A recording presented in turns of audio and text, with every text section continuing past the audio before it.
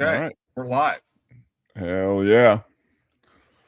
Let me get something Oh man, situated real quick. I had a fun How's day. your week going? Well, I'm sore as shit from getting launched off my lawnmower yesterday. I thought you were joking when you said that. No, dude. I got my lawnmower back. It's been at my father-in-law's for like 2 years, and it's got uh, a freaking lever throttle. And I was going around this turn, and I forgot that it was a lever throttle. So I went around it at like ludicrous speed, launched me off. And by the way, somebody disconnected the fucking safety device that it shuts off when your From ass the comes seat. off the seat. Yeah. Yeah, it's not on. So I got the blades. I got to get my leg over the blades. Then I get knocked off. I get launched like 10 feet. No lie. I'm hurting, but I look and my lawnmower is flying down my hill. And it's not going to stop. It's just going to keep going to the woods. So I had to get up, run, jam the thing in fucking neutral. So I'm hurting from that. And then I had to go get more wood today, do a bunch of grocery shopping and all that shit. Oh yeah, how's the project going? Good. I mean, I had to go get more 2x8s. I was short on 2x8s, but once I'm done with that, we can start putting the floor on. And I think I'm gonna have enough 2x4s what I have to get the framing done. So it's coming along slowly but surely. Those 2x8s were a pain. Yeah, you're supposed to send me update videos. I've been looking forward to those. Yeah. Well, usually I'm Yeah. pissed off. What's good, Quex? But yeah. How about you? Uh, run of the mill. My back's bothering me. I think I have something with my nerve, like it's a nerve. It's called some kind of joint where I did like legs, not back, and I've been staying away from like axial load. You know what I mean?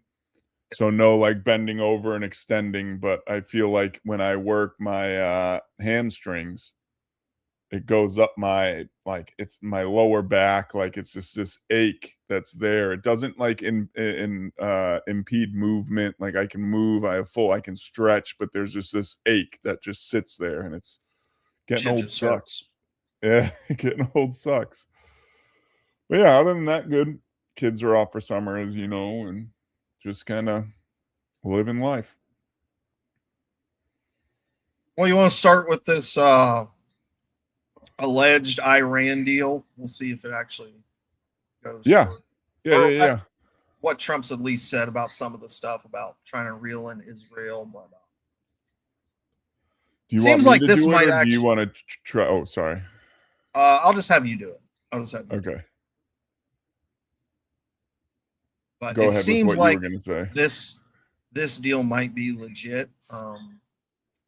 And I find it ironic that a lot of the people who are so pro Trump are now just like, this is a disaster. We can't leave like this. Like, it's Yeah. just kind of ironic, especially when you see who the people are. You know, the So is Ben this the one, Shapiro's. the first one, the Trump being getting hard on Israel? Yeah, you could just play both of them. I mean, they're both, and again, we'll see in this clip. But getting hard on is an overstatement, major. Let me go He down to barely. the. Oh, okay. I see two. All right. So no. All right. I'll start this one. You might have to send the other one separately. I have two Trump ones, but I don't see the one. But let's start with this. We're also, on top of the whole deal going through with Iran. Trump has Matthias. What's good? Has been publicly kind of lashing out against Israel a little bit. Yeah, I think he's made tweets. He said something. That's what this is. in the But kindest way possible. yeah, and I'm curious to see where that goes. Like, is this all a planned thing, or is he actually lashing out against Daddy Bibi? We'll see. We'll see. Bear with me. Not that one. This one. All right. Add to stage. Full screen. Let me know if audio's good. And you'll see that when you see the agreement, but it's appropriate that we release the agreement. Maybe up a little bit. Copy to Israel, by the way. They've been a good partner. Again, That's all I got. They could do better with respect to Hezbollah. I'm not saying they shouldn't protect themselves. I'm saying when 2 drones are shot into the desert and drop harmlessly, you don't have to knock down buildings in Beirut. They could behave better. And frankly, they could do a better job. I love them as a partner. They were terrific, but they could do a much better job with Hezbollah. On that, I don't think they're doing well. And I feel very bad for Lebanon. Lebanon's been, it was a great culture. They had the professors, the doctors, the lawyers. It was an incredible culture, maybe the highest in the Middle East for years and years, centuries. And for the last 50, 60 years, they have been just trashed. They have been living in hell. And What's up, Diane? No, I mean, Hey, and you see it there. Like, he said the nicest way you could possibly say, hey, you guys are like bombing innocent people over there. Like, but he's not saying it about Gaza too, which is still weird to me. At least I haven't heard it, where it's like you could say the same thing about Gaza. But you know what I mean? Like, that's not what I want to do. It still seems like he could voice that, but I think it's so okay. All right, let's not do this. Sorry, I'm trying to pull up this other thing. You're good. But yeah, I think just speaking out about Lebanon is kind of like, does that make sense to you? Like well, I think it's because that the Iranians want the attacks in Lebanon a part of the agreement. Like, it's this. Okay. This isn't just going to be. Yeah. But the Iranians. Hey, what's up, Mark? Oh, Mark's back. Welcome. Yeah, we hear you. 100%, Mateus. But it seems so it seems so disingenuous to me that he's talking about Lebanon and all this time. Like now, even though it is okay, sure, it is.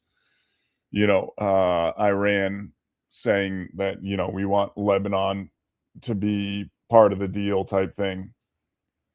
But it seems so incredibly disingenuous to not ever have mentioned Gaza. Ever. Yeah, 100% it is disingenuous. Like, he is trying. He's trying. I do think he's trying to end the war. And he's trying to do it as gently as possible to say Israel is really the reason we haven't ended this. Like, and this clip's even more so. And he's like, oh, you guys could be. He even says it in one of the interviews. I don't know if I have the video link, but he even says, he's like, Israel could be a little gentler. They could be a little more gentle with how they're handling Lebanon. It's like, what do you mean gentler? They're bombing everything. Let's hey, what's up, Augustine? Hey, welcome. All right, let's play this one. Sorry, I'm trying to do 2 things at once. Israel's fighting Hezbollah too long, and too many people are being killed. And you don't have to knock down an apartment house every time you're looking for somebody, because there are a lot of people in those apartment houses, and they're not all Hezbollah, that I can tell you. And I suggested to Israel to let Syria take care of Hezbollah. Because to be honest with you, I think they do a better job of doing it. And I didn't like Syria. I didn't like where 2 hours before we're signing the agreement that there was an attack in Lebanon, in Beirut. It wasn't like in the southern side, and it was in Beirut. I did not like that. I let them know that. I didn't like it, not at all. But I think that Syria, he's pulled that country together amazingly quickly. He's very capable. And he's been very good for me. He's protected everything that I've asked for, he's done. And if Israel can't do the job without killing everyone else, he'll do the job. Syria will do the job. Okay. Yeah. Quex brought up a good point. He said, got to remember too, he's probably getting told how to word things. He also can't just come out and say things bluntly, because then the BB's children will cry anti-Semitism. I mean, that's true. We got a few clips we're going to play from Israel, and they've already said they do not care about this. Like, they are going to keep attacking. Are we gonna just share the link in our chat, or play it and get another copyright? We're going to play it. Okay. But we'll play these next. I sent you 3 in Discord. Yep, I got them. Okay, we can play those 3. This is kind of ironic because it's some of Trump's biggest supporters. So Laura, aka Larry Loomer, Ben Shapiro, and then Mark Levin, and just some of the stuff they have came out and said. What is going on with this? All right, sorry, I'm figuring it out, people. My computer's being a little crazy. It's not opening things in the same tabs, so no. Okay. 1 minute. It's okay. I can pull up this one because it's just text. Okay, yeah, pull that one up. While you're working on that. Yeah, it just. But this is Laura. This is Laura Loomer, and she said a lot of crazy shit since this happened. She said we're gonna see a terrorist attack that was made larger than 9/11, and then she also said after Trump announced this stuff, we are on track to become an Islamic country because he's making a peace deal with Iran. Incredible. Like, oh my God. Keep in mind, this is the person who has just been Trump, and she belongs to a denomination of people who now he said something slightly against them, just slightly. Just, hey, maybe you guys don't need to blow up an entire apartment complex because there might be Hezbollah in it. That's all he said. He didn't say we're going to sanction you, or we're going to check out your guys' nukes. He didn't say any of that. He just said maybe don't kill innocent people. How dare you? Yeah. But I got this one pulled up now, so let me. Yeah. This one's great because it's even more hypocritical. Oh, Ben, not a friend of the show. Eyebrows. Hey, be nice. I'm noticing that Mohammed Khalibaf, who will apparently on Friday be literally in a photo op with the Vice President of the United States. I cannot express to you how stomach turning that is. I don't care who the Vice President is. I don't care who the President is. Leaders of the United States of America in a photo op with a mass murdering terrorist supporter like Mohammed Khalibaf shaking hands 6 months after he blew away 42,000 innocent people in the streets, and weeks after his administration was firing missiles at literally all of our allies in the region, and continues to support every terrorist group in the region, and is currently continuing to control the strait. Like right now, it is not fully open for business unless the Iranians have, quote unquote, decided it is. The idea here is that somehow this administration and the deal that has been cut weakens Hezbollah. I'm not seeing it so much. I'm not seeing it. Maybe it's there. Again, we haven't seen the MOU for the 1,000th time. We haven't seen the MOU. That's not because of me. I would like to see the MOU. I think you would like to see the MOU. Hell, I think we'd all like to see the MOU. If Israel is not a party to the actual talks, which they are not, they have not been included in the talks. If Israel is not a signatory to the agreement, which they are not, how in the world could you tie Israel's hands when it comes to self-defense in Lebanon while Hezbollah is firing rockets and drones over the border at Israeli citizens? Shall we say that this is not a popular MOU, from what I understand, in Israel? And again, Israel, they were flying jets alongside American jets during this whole operation. Iran was firing at American soldiers during this whole operation. So playing halvesies is a bit strange. If we release funds, or if we tell our Arab Gulf state allies to release funds to Iran, it doesn't have to be American taxpayer dollars. That is us releasing money to Iran. If you unfreeze money to a terrorist group, that is in fact money going to a terrorist group. It does not have to come from American. That's sleight of hand. It's rhetorical sleight of hand. I was not under the impression that you and I would be paying taxpayer dollars. Huh? I said it's not. Oh, I thought you said stop. No. Yeah, I think he's starting to straight lose to the Iran. narrative. But if we press people to release money to a terror state in order for them to continue to toll the strait and to exert control whenever they feel threatened, or for them to rebuild their ballistic missile and nuclear capacities, that is a gigantic mistake. To go back to the 5 standards of a good deal versus a bad deal. A bad deal would look like. So what he's saying is, like, the next step, what we would have to do is boots on the ground. And that's what he's saying, without saying it. And he won't come out and say that, but that's what he's saying. Like, if you want a regime change, we're not going to be able to do that sitting from afar. There's boots on the ground, more soldiers lost, more lives, like the whole night. And he just, I don't know. And American soldiers too. Like, let's be clear. Yeah. Israel can't do this. No. Oh, no. Hell no. Continued nuclear development. A bad deal would look like continued ballistic missile development.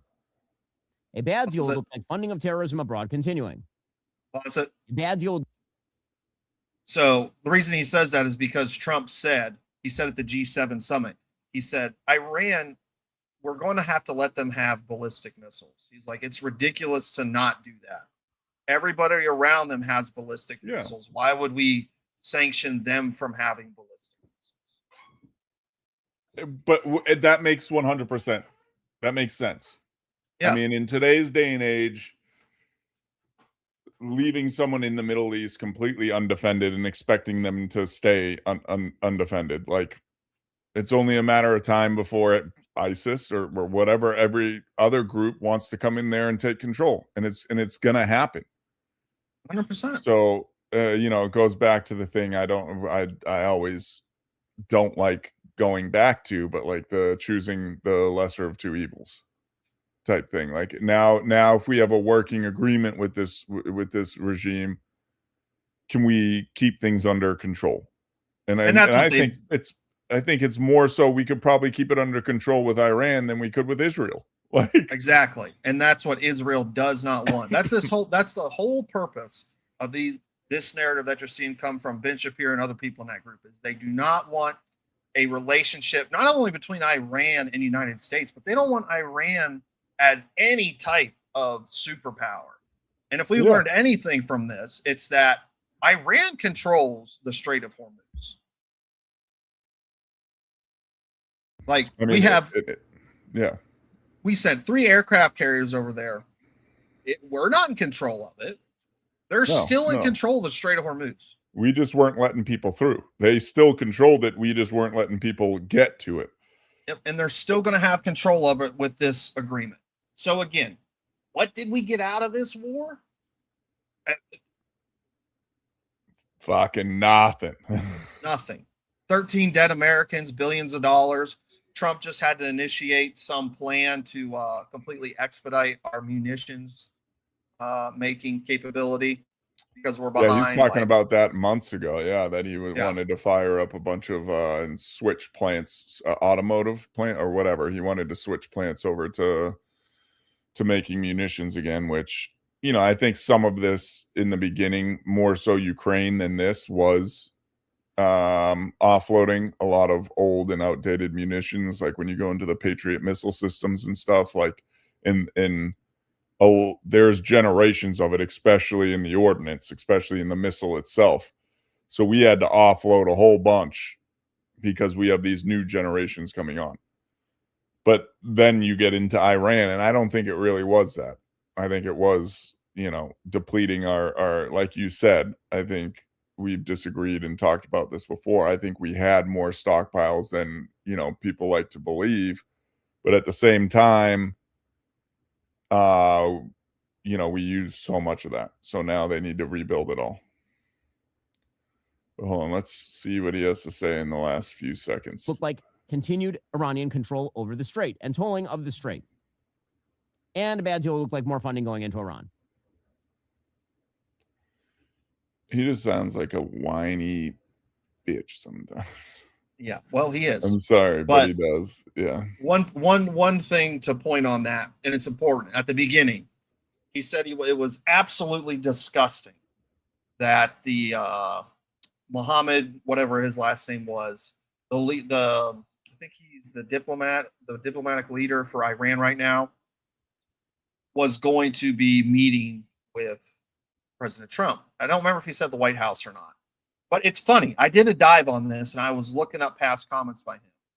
He said nothing when the now president of Syria, who is a former terrorist, there's pictures of him on the internet holding up two people's decapitated head. Ben Shapiro said nothing. He had nothing to say then. He didn't say it was disgusting that Trump was meeting with him. But now, when it's an adversary to Israel, it's a problem. Yep. It's just a hypocrisy. Like and it always has been a lot of it. I mean, a lot of American politics in general, not just related to Israel and related to any of this, is how quick someone says something in politics or anywhere, but then completely go back on it. Or that's kind of where it gets frustrating, right? Yeah, 100%. Yeah, and then we got these comments from Mark Levin. I can read them if you want. All right, go ahead. You read. So he says, I'm working on much more detailed take on the MOU and related matters, but let me post this very brief thought. I find much to be concerned about in this MOU, and I am truly hopeful that the next 60 days can be used to make important amendments to it. I trust the administration is open to make some very important changes and not dug in as the negotiations continue.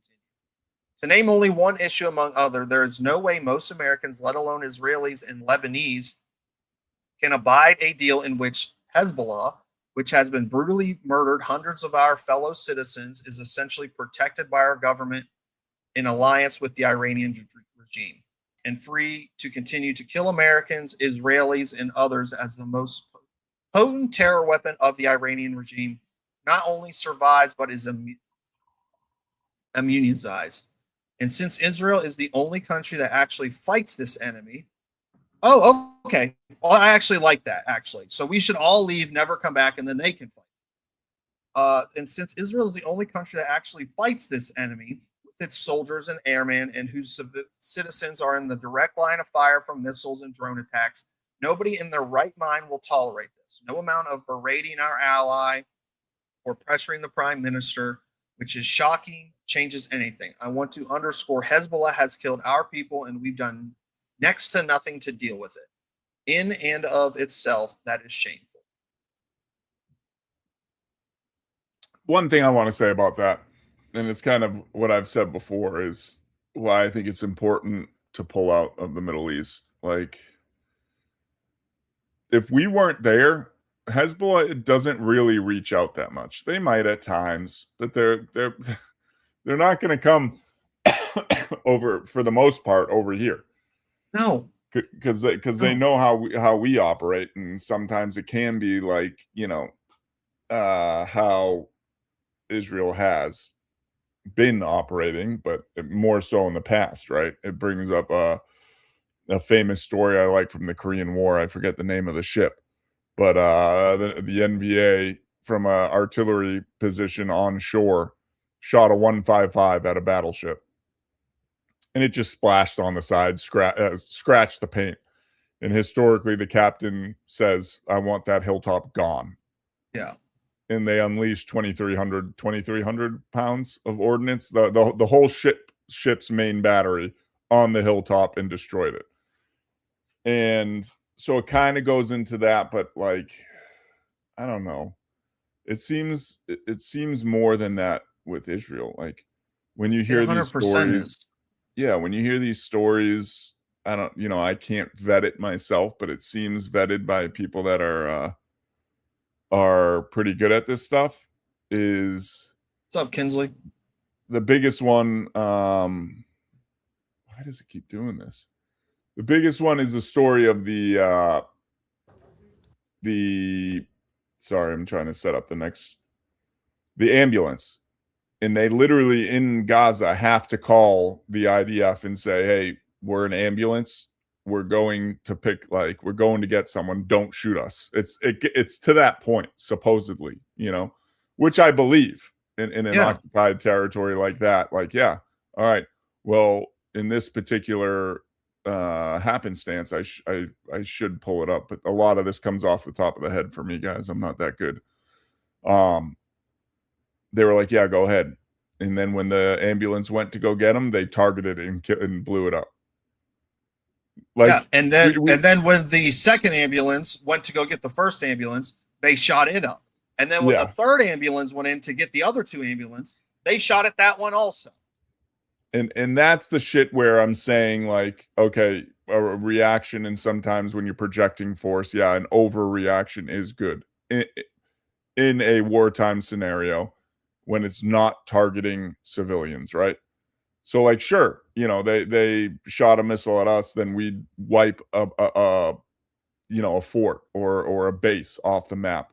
But when you're wiping out apartment city blocks, yeah, like that, and I mean, everyone's seen what Gaza looks like now. Yeah, there's It's nothing flattened, and then nothing. what we've touched on before, they're already planning on rebuilding it, so makes sense now that they're flattening it all. Like, yep. So Jared Kushner can come in there and build his utopia. Yeah, it's just kind of a, I don't know, it puts a sour taste in my mouth, But this is a video of Ben Gvir, and he's going to tell us how Israel doesn't give two shits what Trump says. They're still going to bomb Lebanon. They're still going to bomb all these places. Hey, what's up, Shelly? He has it on his. Sorry, I don't mean to cut. He has it on his collar again, and that's bonkers to me. Oh, the noose. He has a noose on his collar, guys. Like. Yep. Sorry, I you know me, I get excited. No, that's important, but you might have to read the subtitles because you might have to read the subtitles. Is it big enough? Yeah, I think it's big enough. Can I? No, I don't think I can. But all right, we getting another. All right, it's playing this one. You guys ready? Ready. להמשיך לפעול גם בניגוד לעמדה של ארצות הברית, כן, אנחנו מדינה עצמאית ואנחנו לא יכולים להפסיק להרוס בתים בדרום לבנון, לא יכולים להפסיק לא לתת לאוכלוסייה בדרום לבנון לחזור, זה מסכן את החיילים שלנו, זה מסכן את התושבים שלנו, אסור לנו לתת להם לחזור לגבולות. Hold on, right off the rip. Yep. He's talking about displacing another group of people. We cannot let them return to southern Lebanon. Yes, we cannot stop destroying their houses. That's what he says. We cannot let. Not letting the population of southern Lebanon return. אסור לנו לתת להם לחזור לגבולות, לחזור למה שהיה לפני השביעי לעשירי, ואנחנו חייבים להמשיך לשלוט בשטח, גם בניגוד לדעתו של הנשיא טראמפ. This guy is just, he is villain material to me. Yes. Like, it even goes back to, videos and pictures he posts with people tied up in bad positions, like pain positions, not a detainee position. Like, there's a way you detain someone humanely, right? That doesn't cause pain. But then you like hog tying, and they do like the pain position where, your hands are tied behind your back, but then your hands are lifted all the way up behind you. Like, it's insane, dude. Yeah. I'm trying to find an image of him real quick up close to where we can see the freaking noose pin, but okay, let's see if I can get this to pop up real quick. Every damn news site you go to has 150 ads you got to watch. And then you got to sign up for them too. Yeah, and then you got to sign up for this shit. All right, I got it. So here, Kinsley. Here it is. So here's Ben Gvir with Kinsley said, if these people are the chosen, God's chosen, the chosen people, I don't want to see what the unchosen are. Exactly. But here he is with his noose pin on. And this is the guy who was handing out baklava when they announced they are going to execute all of the Palestinians in their prisons who are trumped up on terrorist charges. Some of them probably are legitimately terrorist charges, but any court that has a 99.7% conviction rate probably has some wrongfully convicted people in it. And it's the same guy who we showed the video of him showing off their hanging setup, and he was all excited, giving a demonstration, run through how it works, and here he's wearing a pin of a noose on it. Yep. And so this is another thing for everyone here. I think Matthias would get something out of it. Shelley, Kinsley, and I want to catch up too on some of the comments. But if Quex is still here, if he could post the YouTube link to the Al Jazeera documentary on basically what Israel is doing to these prisoners, and it's pretty shocking. It's pretty. Now again, I take it with a grain of salt. Could it be propaganda? Maybe, but it seems like the people they're bringing in, that it's more of a research and an expose than it is, propaganda. But and so Matthias, go ahead. You finish on this thought. Go. No, I was going to touch on something Matthias said. He said wars of expansion are common. Israel fought to retake that land. If they can hold it without U.S. support, I don't care what happens. And I tend to agree. Like I've said before, I'm more of an isolationist. I don't give a fuck. I don't care what's happening over there. Yep. But when I see genocide, when I see displacement of entire groups of people, well, that's, to me, that's wrong, and that should be addressed. But I do agree with you on your base point. Yes, I would agree with Matthias. I was going to touch on that, and you already did it. Okay. So, but the other thing is that, like, so many Israelis hide behind the shield we all know, 1940s. But so many Israelis don't have anything to do with that and never did. You know what I mean? Like, you're a standalone country. Yes, this religion was wrongfully prosecuted and kind of exterminated. Got it. We can agree on that. That's wrong. But you're now a state. Those were European Jews. They were not Israelis. And now you're acting out, and it's just kind of on the side, like the whole pull out. Okay, Israel, if you want to go crazy and attack these people and take the land, sure, we're not going to interfere. But we're not also going to interfere when they come and destroy you guys. Like, and that's the whole thing is Israel can't survive without us. They can't. No, they can't. It's. Sorry, I didn't want to interrupt. Quex put it in the chat. Israel's darkest weapon, bodies of evidence. It might be in Discord too, Shelley. But to hit on that too, this is where it gets me, because I can't stand hypocrisy.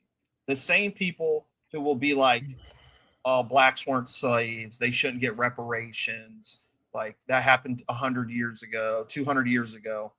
Yeah, I agree with that. Like, it didn't affect you. Well, why should you get money for it? Like, it's a terrible thing that happened, but they don't do that for Israelis. Like, and there still are some Holocaust survivors, sure.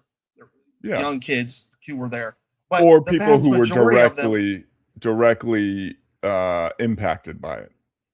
We can even extend it to that, but even them are in their 80s, 70s, 80s now. Like, I don't mean to cut you off. You know me. Sorry. You're good. You're not cutting me off. I'm kind of rambling, but I just wanted to say that. I can't stand hypocrisy. Don't make the rule for one group and then let the other group do it like that. That's crazy. Well, here comes another copyright strike. So this video you won't be able to see afterwards. I know. Good thing you're here live. I know we're gonna get hit for this one, but it's another one. Another Israeli, nothing to do with the religion. We're talking about the state. I want to make that clear. We make this clear every time we talk about this. Nothing to do with the religion. We're talking about dude. I know, but I get what you're doing and I appreciate it, but like, people are still gonna think what they think.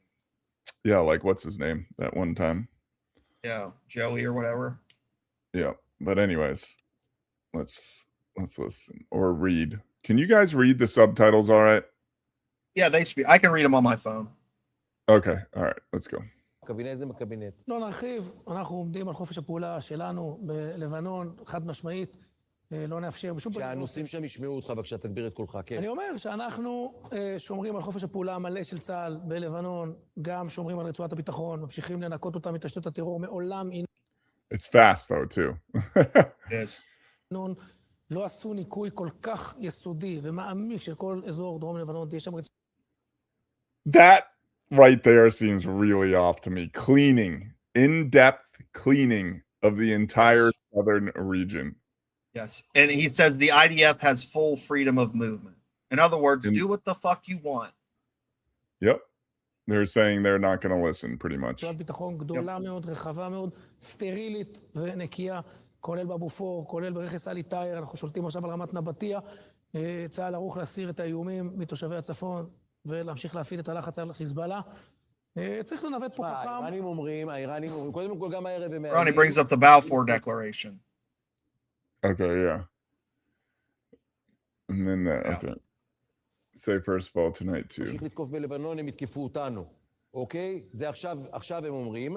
ב' הם דורשים נסיגה ישראלית עד יום שישי. האם יש מצב שלחץ של טראמפ יקפל אותנו מלבנון? לא. לא תהיה נסיגה, לא עד יום שישי ולא אחרי יום שישי, ופה אני רוצה להגיד מילה טובה לראש הממשלה. אני רואה את כל אופוזיציה צייצני המקלדת, גיבורי המקלדת, שמדברים על Keyboard heroes. ואני מכיר את כולם, את כל האלטרנטיבות. מערכת הלחצים שהממשלה שלנו, ובעיקר העומד בראשה, עומדים בפניה בימים האלה, עומדים בגבורה, ביכולת ניווט, לא לקראת החבל מצד אחד, לדעת לעמוד על שלנו מצד שני, היא בעיניי מדהימה, וזה הרבה קרדיט לראש הממשלה. אני חושב שצריך לחזק אותו ואת כולנו, להמשיך בעמידה הזאת, וצריך לומר את האמת, יש הישגים כבירים במלחמה הזאת בכל הזירות. אנחנו למעלה משנתיים וחצי במלחמה, לא עצרו אותנו, לא היה דבר... Yeah, it all seems always very like a different country in the 40s. Dude, it does. Like, it's if one of our politicians spoke like this in America, we'd be like, what the fuck is this guy? Like, this guy, this is an insane person. But they just talk about this shit like it's just no big deal. Like, yeah, we're gonna clean up Lebanon. The IDF has full freedom of movement to go in there however they feel fit to clean it up. Yeah, sorry, I'm reading. No, you're good. Keep going. Yep. But, and this is where it gets important. Clearly, the IDF is, or not IDF, Israel is not going to stop. So if part of this peace deal is the IDF stops attacking Lebanon, then how do we expect for this peace deal to go through? It's not going to go through. It is going to take us just leaving. Like, we're just going to have to leave and cut off ties. That's it. Yeah, and I agree. And also, I wanted to touch on Kinsley. I hear what you're saying too. That it's happened to Africa for so long, and it still is. You look at how deeply, like, I think it's Saudi Arabia is doing some messed up shit, and by funding the wrong people in Africa, and unfortunately, they've for the longest time the African people. The continent, the whole, has been seen as lesser. And we've talked about this before too here. I think you've been here, is that, like, you know, especially here in America, the biggest thing we're taught, like in school, in base level education, the only genocide we're really taught about is in World War II. Yep. Nothing That's about it. and anything else that has happened over the centuries. Yeah, of course we learn, you know, about Africa and the slave trade and everything, but they never go deeper than that. They never, like, really go into that. It is land-wise one of the richest places in the world, and continues to be poor because it doesn't benefit any of the superpowers, the US included, if they become self-sufficient and rich themselves, because then now we have to pay more, we have to do so. there's this systematic approach to keeping, I believe, to keeping a majority of Africa poor and no leadership and all of this stuff, because I mean, the world as we know it today, if they were so, like, everything would be so expensive when it comes to cell phones, when it comes to another thing I suggest looking into is Cobalt Blue. Read that book and you'll be like, wow. But yeah, it's about lithium, cobalt mines in Africa, and basically how they child labor, deaths, like the whole nine. But yeah. That's the fucked up shit too. Is like, Dang, that's a little fucked up to say, man. they definitely have culture. It's been Yeah. around longer than ours. I'm gonna say I appreciate you being here, but if you're gonna Yeah. say wild shit, I'd rather you not be here. Shelley said there was strikes today. How is it over in Ireland right now? Like, I've seen Oh stuff. yeah, I don't want Belfast. to. I haven't commented on it. I've just curious, how crazy is it? Because what we see is burning apartment buildings and all that type of shit. Burning apartment buildings, people rioting. Like, it does seem it's getting crazy, and it's rightfully so. Like, it's a huge problem. All this illegal immigration. Europe's dealing with it way more than we are, but we have our own issues here too. But it's nothing to the extent we see over there, to where they're getting away with something we need to cover. And it just came out. I didn't put it on this. I think we need to go deeper into it. I know it originally. Okay, Belfast has calmed down now. It went on for 4 days. All right. Yeah, I know hopefully were. Get shit done. Dang ass, I mean, what is that African too. culture? I can't tell you. I'm not African. I'm a white guy from Ohio. I can tell you what my culture is. It's country music and big trucks. It kind of sucks, but that's what it is. I mean, that's the thing. They have no culture. They have heritage. They have long-standing traditions. They have all these things that build a culture. And for anyone, it's kind of narrow-minded for me, for anyone to say no one else has any culture. Like, it's going back in history, Africa probably has one of the longest standing histories, and continued verbal, not always written. I get that. But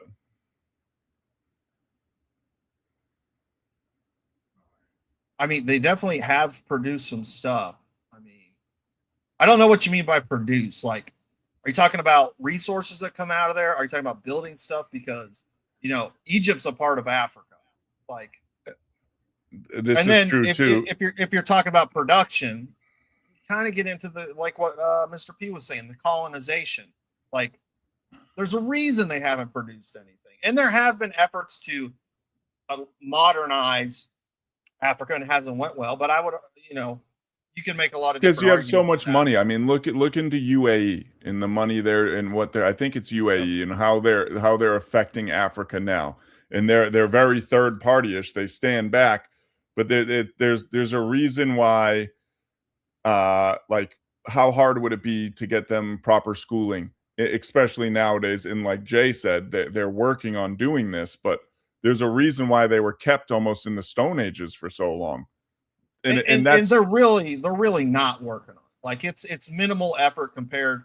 Like, if you look at the industrialization of China, and a good reason that happened was from inside of China, but it was a lot of Western help to industrialize China. Like, they went from essentially third world to first world superpower in a couple days. Like, it can be done. And I'm not saying you're racist either. I'm not saying making a statement about Africa and making a statement about whatever is racist. I'm not bringing racism into it. I'm just saying it's kind of wild. And even tribalism, I mean, has a lot of culture. Like, in some of these long-standing tribes, there is. Quex isn't here right now, but he knows somewhat about it. I mean, not, but I do agree with what he says. sorry, he said Yeah. it's actually abuse to modernize them if it's not working. I would agree with that. Like if they're happy, if there are the tribal people over there are happy not being modernized, then we shouldn't force modernization on them. But Yes. like Yes. there's I plenty mean, of tribal people who are happy. You know, there's who are that one happy, and island. Yeah. I believe in there's some sense to being connected to it, but when you're mining their land and you're doing all this stuff, and I don't want to sound like a hippie, but I really believe in it. Okay, yeah, you don't have to Oh, modernize, but 100%. when you're moving them around or pushing them or displacing them to now, put a cobalt open pit mine, like. And you better believe these companies aren't the same as nations. Some of these companies will be the first to try to manipulate and use Yes. tribal people to work the mine. Hey, you want some, whether it's money or even anything else. Yeah, no, I just 100% think agree with that. If you're going to go there yeah. and take advantage of their natural resources because they're not capable technologically, like they couldn't run machinery and stuff, they have no idea what it is. They couldn't run it. You do have some obligation to, needs to be some complementary exchange thing, right? And some of that I get to, Dang. You do have a point when you say that as well. That I have some here because of the military that are in town and that I talk to. And you're somewhat right about that. But I think also I've always felt, again, I'm not an expert too. I'm just going off of my feelings here. You might be way more well-versed in Africa than I am. Okay. Then I'll agree to disagree, but they've been kept segmented, and I get there is infighting, but I still can't help but think if they had the knowledge and they had listen, you have all this under your feet. You can keep your heritage and your culture, but you guys can come together and prosper with what you have. And that's where it was just really the culture thing that got me. Like they definitely have a culture. An individual tribe has culture. So That's I agree with what you say, but it's one of those things where it's very easy to say, it's a lot harder to do. Like, no, when you're, especially when you're talking about tribal people who their tribes have been at war for who knows how long, like getting them to agree would probably be very difficult. And we're talking into the unknown here. Like I have no fucking experience with any of this shit, but I'm just saying, it's easy to say. But I think a lot of that is also education, especially. Yes. I don't know. I mean, to an extent, yeah, there's going to be long term, and that's what we talked about, how insurgencies are built. You kill my father. A kid's probably not going to forget that, especially if they were, No.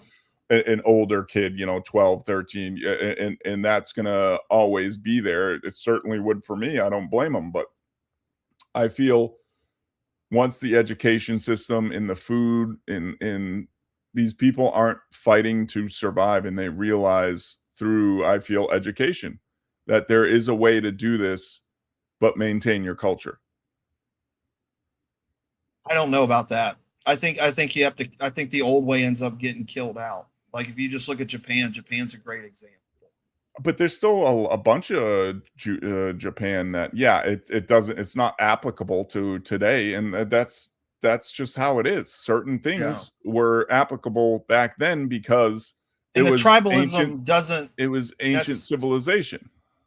And it doesn't leave though. Again, Japan's a great example of that. The shit they were doing and stuff. It was still very tribal. The Koreans are not equal to us. The Chinese are. Oh, you talk to a lot of people over. They still feel that way. Yeah. Talk to Koreans about China, the Japanese Chinese about that. I mean, we were talking about genocide. Let's talk about the great. Yes. I won't say the word. What Japan was doing to China. That is a part of, I think, the animal instinct or the deeper problem. But I think also, it goes into my thing where you can have your culture, you can have your beliefs, and that's okay. when it gets into the killing part and insurgencies, when we're talking about countries as a whole are built, and tribalism, where I don't think tribalism works nowadays, but I think that's something that can be taught. Like, hey, dude, from a young age, a kid, you teach them, you listen, you don't need to kill them, you don't need to do this, you don't, like, I understand. And that goes into grief counseling, that goes into it's such a large chain that is now built, right? It's not as simple as me saying education. I understand that, I get that. But if all of these things are slowly implemented, you pull away from that. I mean, the rest of the world has gotten away from that to an extent. I mean, we're still tribalistic as people, I believe, to an extent. 100%. But through education and reasoning and all this, you learn not to act on certain things. And that's why I'm rooting it back to education in that whole. I don't know. I don't think education roots out some of that stuff. It doesn't, because it can be, manipulated. And but I'm saying it starts there. I get what you, yeah.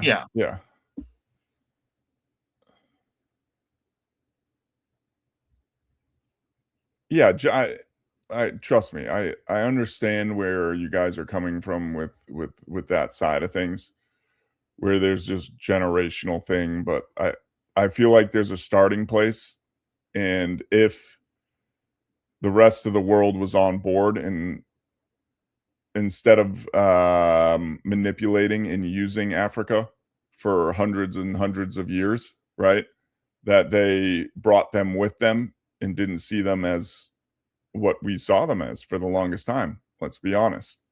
And we brought them with us, right? I know. I also think there's an aspect of they have to do it themselves. Yeah. And I mean that in the sense that and we have seen it in Africa specifically, you go in there and you try to industrialize, then you leave. A lot of times they'll just revert. Like, they have to want it. Like, they do have to want it. But that's where I just say, like, it comes into education. You teach a kid what's possible, what's out there. Like, look at the Western world. Look at what can be done. Look at what you can do. And a lot of these kids don't get it over there, right? So they don't understand what can be done. And, like, listen, you can be happy with nothing. There's plenty of people here in America and all over the world, like, someone who is raised rich, they need to be rich. That's happiness for them. Someone who came from nothing, yeah, I can live in a 2-bedroom shack as long as I'm fed, I have a family, whatever, I'm happy. So there's levels to that. And I'm not saying that, and you had mentioned it, that they can be happy living in a mud hut and, hunting on foot. Like, I think I'd love to be happy doing that, right? But that also has its problems in modern day, right? Diseases, the whole nine. I'm getting a little sidetracked, but you're good. Yeah, I just think, like, they're a product of manipulation and a whole bunch of other shit from going back to the 1800s and stuff. Yeah, it's colonization. Like, that's like whereas if they were brought into the loop rather than taken from and manipulated, I think it would be different. It would be, but like you said, there's no benefit to the West. I mean, yeah. If you look at it from these countries and these corporations' perspective, there's no benefit. No, they'd have to pay more. Then they have a stake. They have a stake to these natural resources. That's why it doesn't happen. That's probably how they justify it. It's that the way of the world would be put on its head. Your iPhone, instead of costing $1,500 now, it costs $3,000. Your Tesla, that's a $1.5 million car now. Like, it adds that, and that's why I think how probably some of them justify it is that we can't handle the change. By the way, did you see Musk is now a trillionaire? Yes, that was a week or so ago or something. Yeah, not only is he a trillionaire, his net worth is $1.4 trillion. So that means if he lost $1 trillion, he would still be the richest man in the world. what do you like? And it's kind of on the same line. Like, what do you do with that money? I know he's pretty good at reinvesting it, and that's why he keeps growing so high. But like, what's the fucking point? Okay, give away $500 billion to Africa. Like, but that's a whole nother subject, because then it gets given away to the wrong people that are doing the, which it that are always helping does. with, yeah. That's And the we've other thing talked is about like that too. we when we talk about helping these countries and going in and stuff, we're not good at it. We've never been good at it. Yeah, and well, the problem in that, we've talked about it before. We give this aid, we do all this stuff, right? And then some warlord gets the money. Yeah. You know, and I mean, you even see it in a lot of these governments in a lot of these countries, not just Africa, that get aid, and everyone else is still dirt poor, horrible living standards, but yet the diplomats are driving around in like a Rolls Royce Phantom and have all this gold on and all this. Yeah. And don't get me wrong, there are much worse people. I'm glad Musk has $1.4 trillion. Like, there's much worse people who could be the richest man in the world. Yeah. But like Kinsley said, what's he going to do with all that money? Who knows? And again, what can you do about it? He's you can't do shit. He's going to going to Mars. That's what he's doing with that. He's got $1.4 trillion. What do you think you can do to him? Like, you're going to sue him for what? The GDP of fucking France? Like, yeah. And it's just, and dang, I some of it, I do agree with what you're saying. There is shortcomings to it. There is, and I never said you were racist. It was just the culture part. Like, I definitely think they do have culture. And you're right. That's what I'm saying is the tribe, if it goes to the tribe, it goes to the tribal leader. And that's where you see, and you've always seen it going back to Mogadishu and stuff. And yeah, he was selling arms and stuff too, but like, these dudes were getting this money, getting this aid, intercepting it, all this stuff, and getting filthy rich off it. I didn't see that, but I'm not surprised by it. I saw something where one of his, I know he's done that. Yeah. One of his people under him is now on the most richest people, which is crazy. And hey, take your team with you. Listen, as much as I'll never drive a Tesla, they are pretty affordable. Like, you know, it's not like he's out here charging exorbitant prices for shit. Upcharging everything. Yeah. Yeah. Starlink, that's fairly affordable.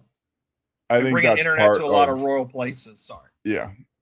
I think that's part of the mission plan and everything too, though, is like with introducing electric cars to everyone, a big part of it was keeping it affordable, right?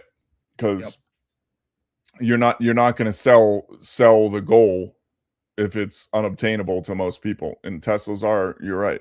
I mean, they make their high ends, the Plaid, whatever. Yeah. But it is pretty attainable. And what's the Chinese company? They're making a big push now. Another car company that's doing pretty well. But I mean, and you go into, like, that's why I was saying read Cobalt Blue. Like, you go into Elon, he's like, oh yeah, I'm 90%, ethical, but 90% of cobalt comes from Africa. You couldn't build all your cars with the cobalt ethically taken from the earth. You couldn't do it. And it just goes into where, it gets, there's just, when it comes to the corporate side and greed and all this shit, like, I don't think they're ever what they say they are. Even Elon Musk, I don't think he's as good as he, portrays himself or the media portrays him. Like, I think he does do some good, but he's still a weirdo. He's still dressed up as Satan for that shit. Some people might just write that off as like, oh, he's being funny. I don't think so. But, and he still has $1.4 trillion. You don't get there for being a completely good person. Like, if you're like, you fucked people over. Yeah. And Mateus said something that I was going to hit on, but He said the Muslim Middle East has some of the worst education, infrastructure, and poverty, yet they have the most trillionaires from all that oil money. Yeah, like that's the thing is he's the richest man we know about. These you know, the people running the oil over there, those are the richest people. Oh yeah, and that's what we said. Like for the ultra rich, you don't want to you don't want it known because you're not pulling strings. If people know, you know, if someone knew there was someone with a net worth of, you know, $100 trillion, it's going to raise some eyebrows, right? But if you stay quiet, you stay off all this, then you can manipulate and do what you want because no one knows you're immediately a trillionaire. Yeah, this dude has power. Yep. So I think the real ultra rich, they're not on these lists. They're not spoken about. Where do you think he gets his money from, Dang? I do find it like, what does he own? He owns SpaceX, Yes. X, Tesla doesn't make him a trillionaire. No. SpaceX is a money losing operation. You're not launching. He's not doing it for anyone. You know, no one's paying him to launch these rockets into space. Think of the logistics. Huh? Oh yeah, but think of. I think he has a lot of government contracts. That might be where it's coming from. Yeah, he does. And especially no. Go ahead. I was gonna say he had a big deal to, and I don't know if it's still in effect. Trump might have reneged on it, but it was to turn all of the military, I think it was the wheeled vehicles, into electric by, I think it was like 2030, 2032, something like that. I don't know if it's still in effect, but he got, and I'm sure that had to be a massive contract. Well, knowing what the government pays, right? Yes. Knowing what it pays for a bolt, what it pays for, and that's just ours. So I imagine he probably has, I would almost say most of his money is probably coming not only from our government, but multiple government contracts. Whether it's Tesla batteries for their buildings, solar for their buildings. Like I mean, a lot of other solar companies still use Tesla batteries. Like, yeah. And the other thing with that is like the Starlink. You know, when Ukraine popped off, they didn't have any internet. He sent Starlink over. Somebody's paying for it. You can't tell me he did that shit out of the goodness of his heart. You're not a trillionaire if you're doing that out of the goodness of your heart. Yeah. Plain and simple in my eyes. And net worth is different than the amount of money you actually have. Like he's got what, 10,000 satellites in space. Like that shit's worth a lot of fucking money.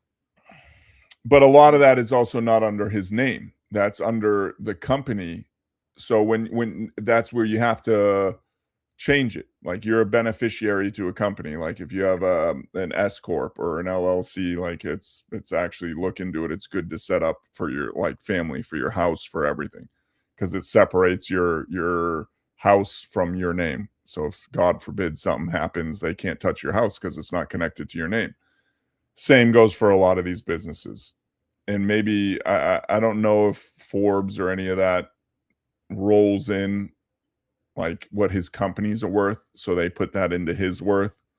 I don't know, but there is a difference, you're right, between personal worth and, you know, when you add in you know, assets and all that stuff. But I don't know if Forbes is rolling in the net worth of, you know, SpaceX, Tesla, all this stuff and directly putting it under his name, because there's a difference. You know, even if he goes bankrupt, whatever, there's a lot of these payouts, a lot of that money's gone. I mean, especially if he goes bankrupt, all those assets gone, everything gone.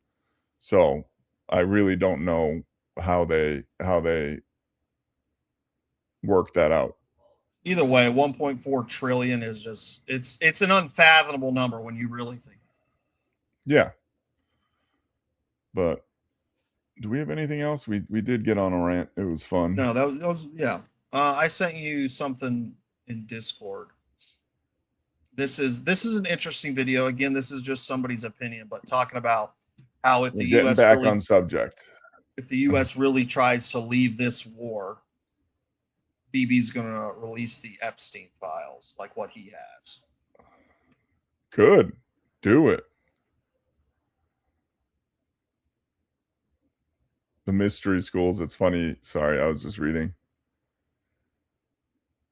What will pressure Netanyahu to release the real information that no one has at the moment? In my opinion, if there's a real deal between the Americans and the Iranians, and it's going towards that, Netanyahu will try to sabotage it. One of the ways he'd sabotage it is by putting out Epstein material against U.S. government officials, including Trump. And he put it out there. New material that wasn't seen before in public. So it's not just Trump. I know that Howard Lutnick is mentioned. There are And other not ju- officials. and not just Trump, other officials too. Yes, and he'll try to sabotage the whole negotiation and deal that would be that they're trying to make together. And that's my thing now. At this point, I think they understand how everything's working, right? And it's so easy to discredit. It's so easy to say false.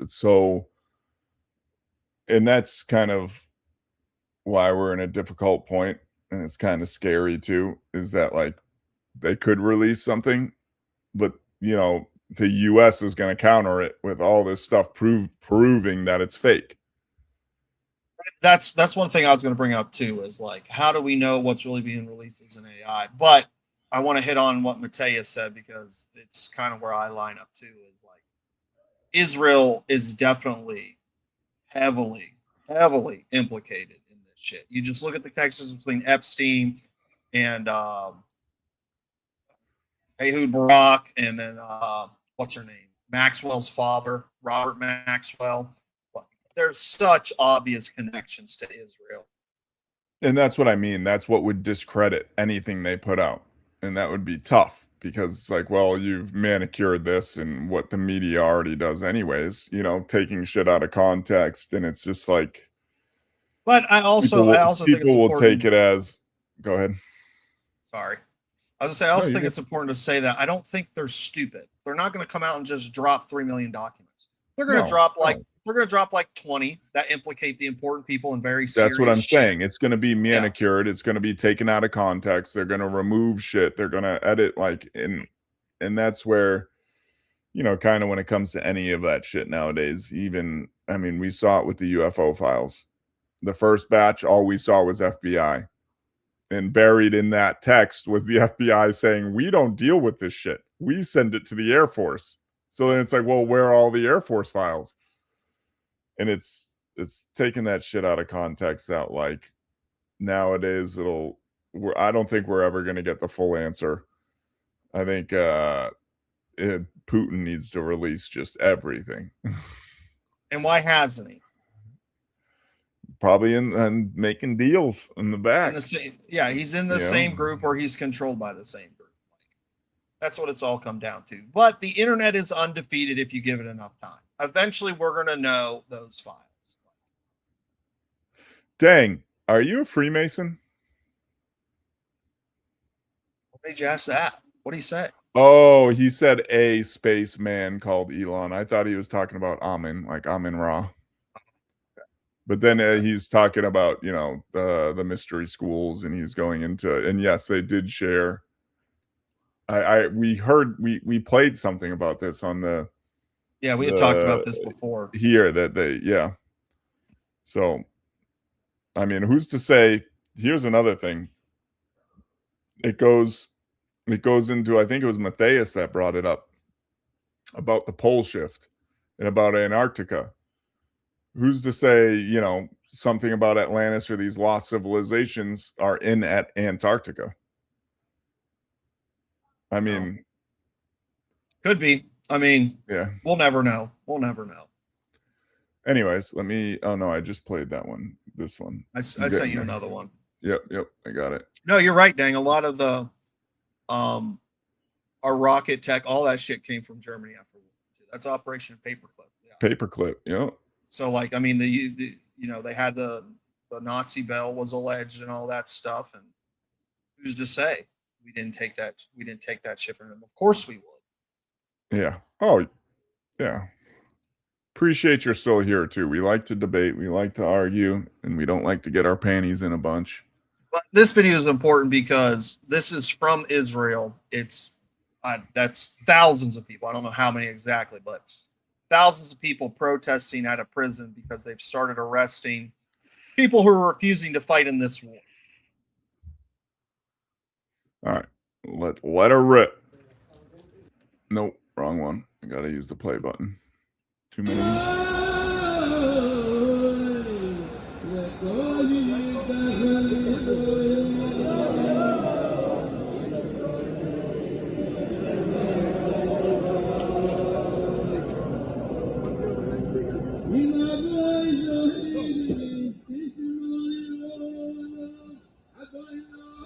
That's pretty much all it is. You can stop it there. I just wanted to show how big of a crowd it was. Yeah, that's Like, a lot of people.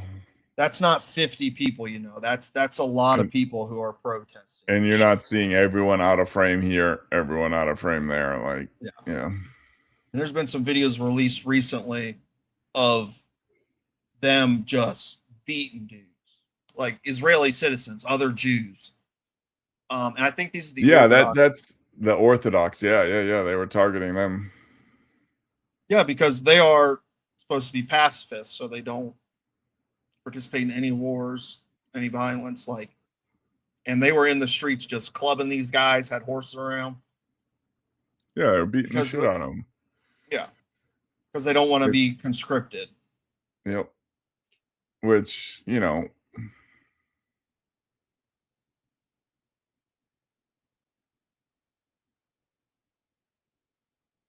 yeah, but I mean, a lot of communism in the past has specifically separated religion from state. But no, I mean, Hinduism. I don't know shit about Hinduism. Don't ask me. Well, they're one of the ancients, and that's one of the things I brought up in the past is, like, you know, the Bible speaks on different religions, but they don't like, not Taoism, Buddhism, Hinduism. Buddhism and Hinduism are even textually, I believe, go back as long, if not longer, than the Bible. Yeah, well, Buddhism isn't really a religion. It's one of those things where it's basically open source. Like, you can just create your own shit. I mean, yes, but there is historical texts that go back as long, if not longer, than the Bible. Yeah, but I'm saying they don't have like a deity or anything. It's just like, yeah, you can believe whatever you want. Like, there's Jewish people who joined Buddhism. Yeah, but there's some good stuff to take from it. If you've never read into it, there's some, you know me. But anyways, let me go over here. So let's cover this Cornell student. Cornell. I'll send you a couple links. This kid who said that, and he might have been able to say a little bit more politely, but he declined a job opportunity and he said, I don't want to work for a Jew. So this billionaire CEO doxed him to the whole world. It's not, no, I meant open source. So, by the way, Olivia, thank you for being here. It's the first time seeing your name, so thank you for stopping by. I meant open source in the fact that you can worship what you want. So, like, there are Jews who are Buddhists. They still worship God. Like, you can worship what you want as your God. I also completely understand what you're saying about the competing claims inside Christianity through all the different sects, denominations, all that stuff. We did a video about that. The ex satanic guy talking about why. Yeah. Anyways, go ahead. This is the guy who doxed this guy, and he's going to say that he didn't do it, and somehow somebody. Let's just let it play. Yeah, this was the first one in the list, but okay. And I posted it on X. I blinked out his name because I felt bad. I didn't want to expose him and ruin his life. I felt a little bit bad for him. I don't know why. And I just want to prove a point that people try to claim that anti-Semitism doesn't exist, and I want to prove clearly that it does. And somebody figured out a way to edit the image and find his name and expose him. And he actually then commented back today, and that's why I feel comfortable saying his name. And I posted it on. So that's bullshit. That's bullshit. There's no way you can like, he edited the guy's name out.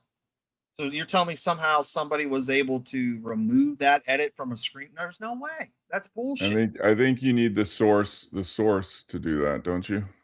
Yes, you would need the 100%. original. Yeah. All right, let's share. Add this to stage. I think it's the same dude in an interview now. It's the same dude, and this is a bunch of interview, and they're just going to say how they're glad his life is ruined and all this shit. When you first saw it, you tried to keep his identity a secret. Why would you want to do that? Yeah, so my whole goal was that we've been seeing rising anti-Semitism, and the whole goal was just to prove that it is real, and this is a clear example of it. I thought maybe he's a college student, could have made a mistake, or he's going to learn from it, don't need to ruin his life for it, but just to prove a point that anti-Semitism is real. Is this your first instance of this kind of thing in the workplace? Yes, it is, but as a college student, I've seen it on campus, in classrooms, so it wasn't such a surprise to me, but in our work experience, yeah, it was the first time. Do you sense, Gabe, that what he said, what Austin Franco said, is felt more widely than just him? Like, do you see it as more of a little bit of a movement amongst some people in college right now? For sure. I mean, college and across the world, we're seeing like the response to him and people doubling down on the hate after he doubled down on the comment, people supporting him and saying that it's justified and that people should hate Jews for this reason. It's kind of scary. And how does it make you feel knowing that now he, one, defended himself online, but the school is saying they've opened an investigation? It's nice that they're investigating it. I hope something comes of it, and not consequences towards him, but just all the hate that we're getting online. Someone's held accountable for that. Have you received additional hate after this? Yeah, it's been flooding, especially on X. There's a lot of hate against you. Yeah. Okay. And The kids, what more do you want? The kid's life, like, he's going to get a job for sure, because there's other people out there who are sick of this shit too. But like, you just doxed an 18-year-old for this shit. Yeah. And I mean, he did catch it and say, we don't want necessarily things to happen to him. But I mean, you can't say that after you've already done shit to him. I know, but I think this is the byproduct in what we're seeing now of narrow-minded people being completely anti-Semitic, right? Against Jewish people as a whole. Doesn't matter what, doesn't matter where you come from. And this is like, Israel's kind of feeding into this and what Israel is doing, because narrow-minded people see Israel, that means Jewish people. Oh, my neighbor's Jewish. Yeah, fuck, no, that's not what it means, but it's just a byproduct, excuse me. But and they're not addressing that aspect of it, right? They're not addressing that there are people that can't make the difference between the state of Israel and any Jewish religion, any sect of it, anyone living next to them. Like I've said, there's plenty of Jewish Americans that are against Israel, that, you know, are against a lot of this stuff.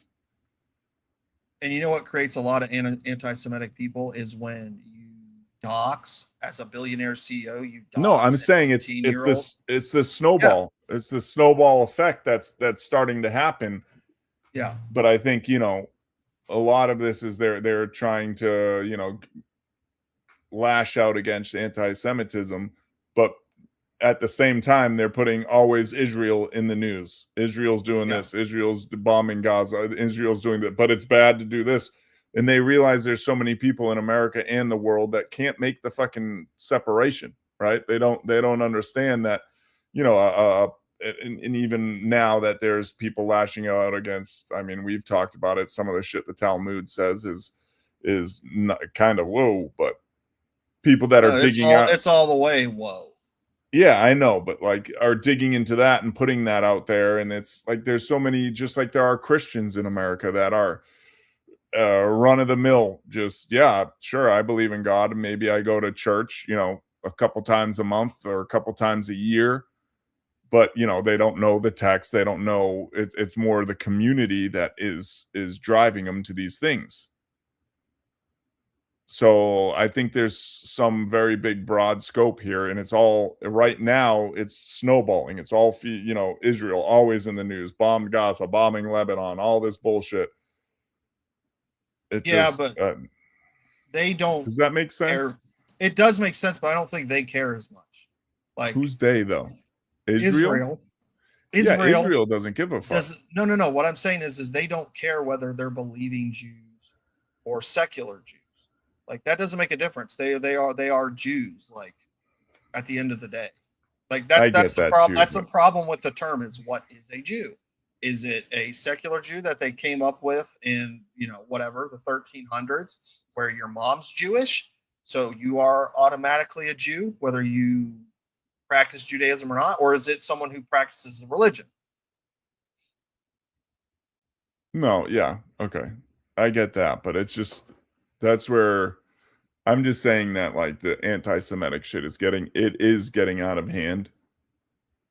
Like, and I know you're religious, so maybe it's harder for religious minds to grasp, but like, I cannot say, and I never will, like, I know you don't either, but like, I know there's way more fanatic people than you, like, oh, the Jews are the problem. No. You know what I mean? That could have been clipped and taken out of context right there, but I don't know. That's just how I feel. But this is the last clip on this same chain that we were talking about. Let's play this. Quick, dang, he said a couple things. He said the modern day Jewish people are German. I don't know about German. They're definitely European. Even if you look at the first few prime ministers, they came from Ukraine. So they're definitely European. And I mean, I feel like that's common knowledge. Like, obviously the Israelis who are there now were not settled there for these thousands of years that we hear. That's not the case. They were brought in on British ships and protected by the British, given German weapons. Was that it? Yeah, go ahead. Oh, okay. Is that all you have to say? Was that it? Say more? Leaders of a New York City startup are speaking out after this college student rejected an interview offer with a shocking and anti-Semitic response. Cornell student Austin Franco writing, quote, "not interested in working for a Jew." Franco then doubled down in an online post writing, quote, "I will fight for what I believe is right, not for money, power, or something material, but for the cause itself." Now, that prompted Cornell to release a statement saying it's investigating and that it condemns anti-Semitism. Franco had applied for a summer internship with the startup Verified, which is founded by proudly Jewish brothers Gabe and Aiden Einhorn. My whole goal was that. All right, that goes into the same. Okay. Yep, that's it. You can pause it there. Like, here's the other thing. Does he not have a right to say that he doesn't want to work for somebody? If a business can deny to serve somebody because they don't believe it, like the people who were baking the cake and didn't want to serve a gay couple, does he not have the right to say, I don't want to work for a Jew? You don't have to understand his opinion. He has the right. It doesn't matter what you think, whether you think he's a piece of shit and anti-Semite, like, he has the right to say, no, thank you. I don't want to work for that. And that's where I get into that I 100% agree with, because companies are, I mean, I know there's what do you call it? Equal rights bullshit where they can't, but they fucking do. I know they say they can't, but you're crazy to think that these dudes wouldn't hire a Jewish applicant over a Christian. Dude, of course they do. DEI is such an important thing to these companies. Being in there, I see it. You have to have certain amounts of races, sexes, all that shit. It's important. But does it cover religion? Of course it does. All that shit helps. The more you can show you are, what's the word I'm looking for? Diverse. The more diverse you can show, the more it helps you out. Because all that shit goes into, when you see these rankings of these companies and shit, that shit goes into it now. How diverse are you? Like, all that shit. Yeah. Okay. I guess, but I still feel like I mean, and I feel like the same goes for is Islamic company, a Christian company. They're probably still more likely for certain positions to give it to someone that is Christian or Islamic. It depends. When it comes to lower level, I'm sure, but like if it comes to upper level, and I say the same thing, Kinsley, humanity first. And that's where, I think we get so driven by religion, by race, by all this bullshit. And it's like, hey, that's another person.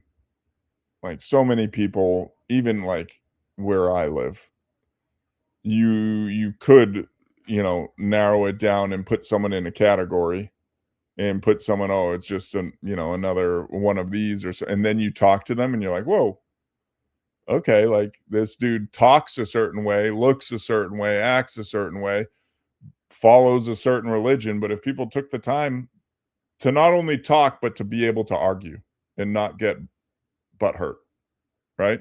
I think that's the biggest thing, is being able to have differences. And I've made this rant, so I'm not going to do it again, but sure, we can see things differently.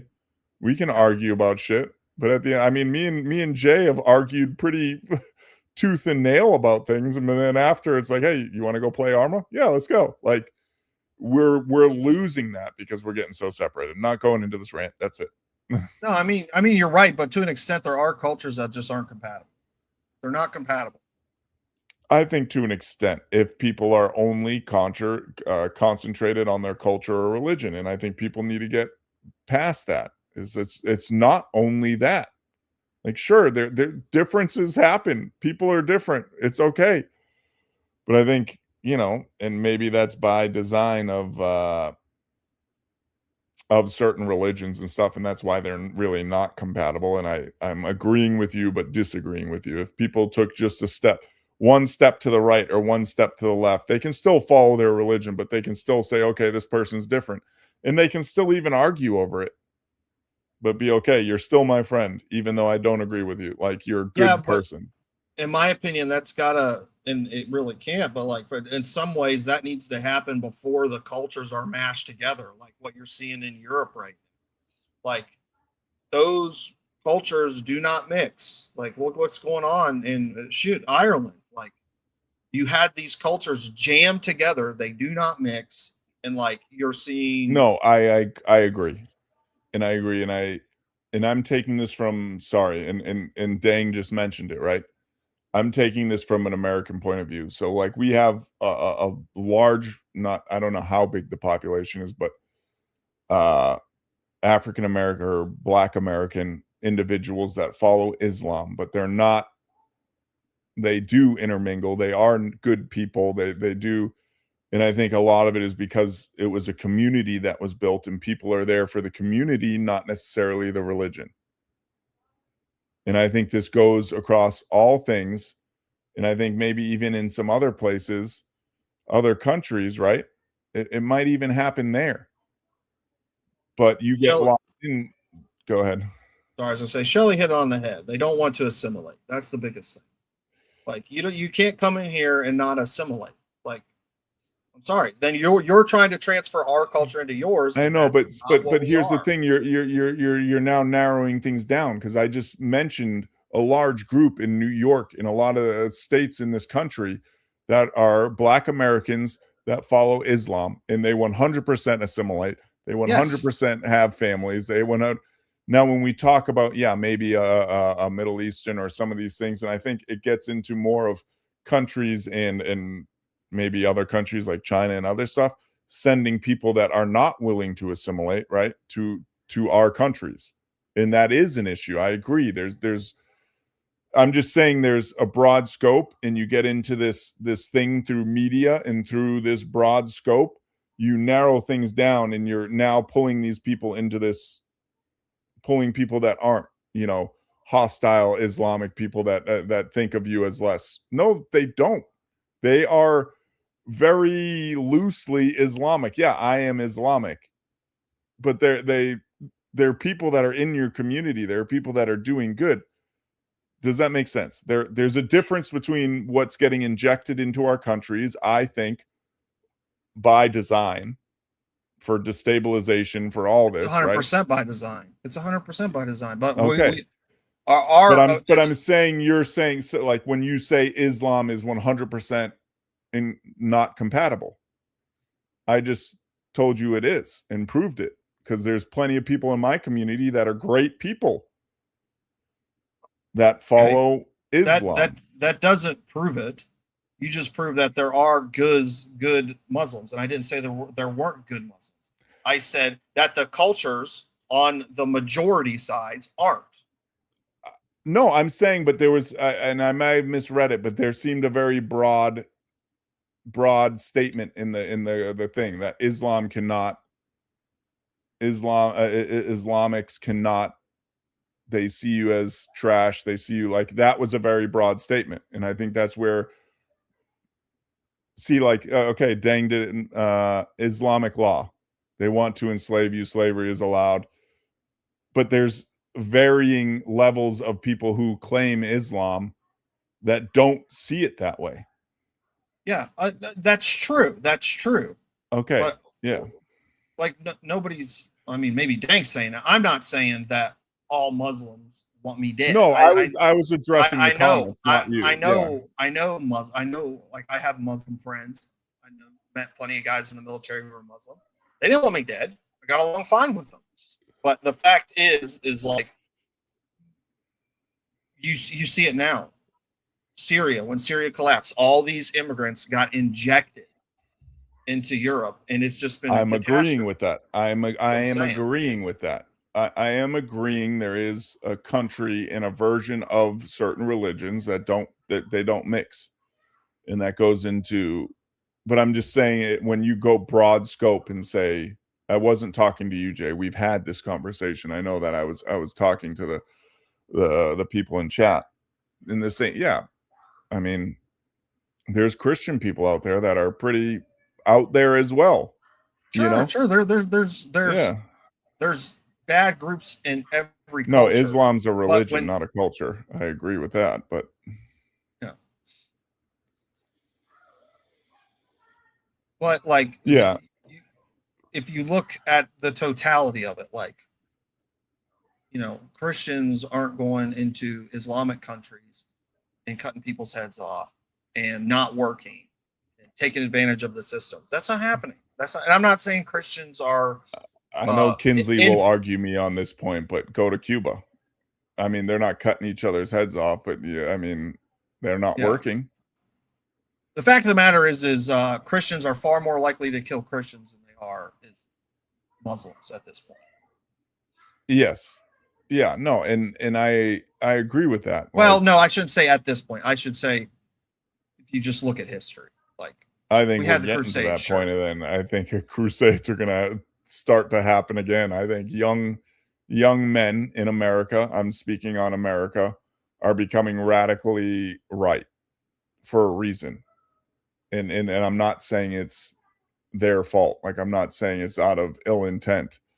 It's just the way they feel and what's happening to them and what they're seeing coming up in America. So we have these younger men, even now, you know, in their young 20s, that are being pretty radicalized towards the right. But I also understand why. Can you blame them though? Like, no, exactly. That's what. Yeah. Exactly. Sorry, the chat's going. Guys, chat. I just want to again talk on it. We like to argue here, and I would appreciate, like, you guys can debate and argue, but just I haven't seen anything. I'm just making it known, like, that's our biggest thing, is being able to argue and debate and keep your feelings out of it. Don't get upset. Olivia said there are Muslim feminists. Sure there are, but are those Western Muslim feminists, like liberal Muslim feminists? Like, I think she's on the same. Is there?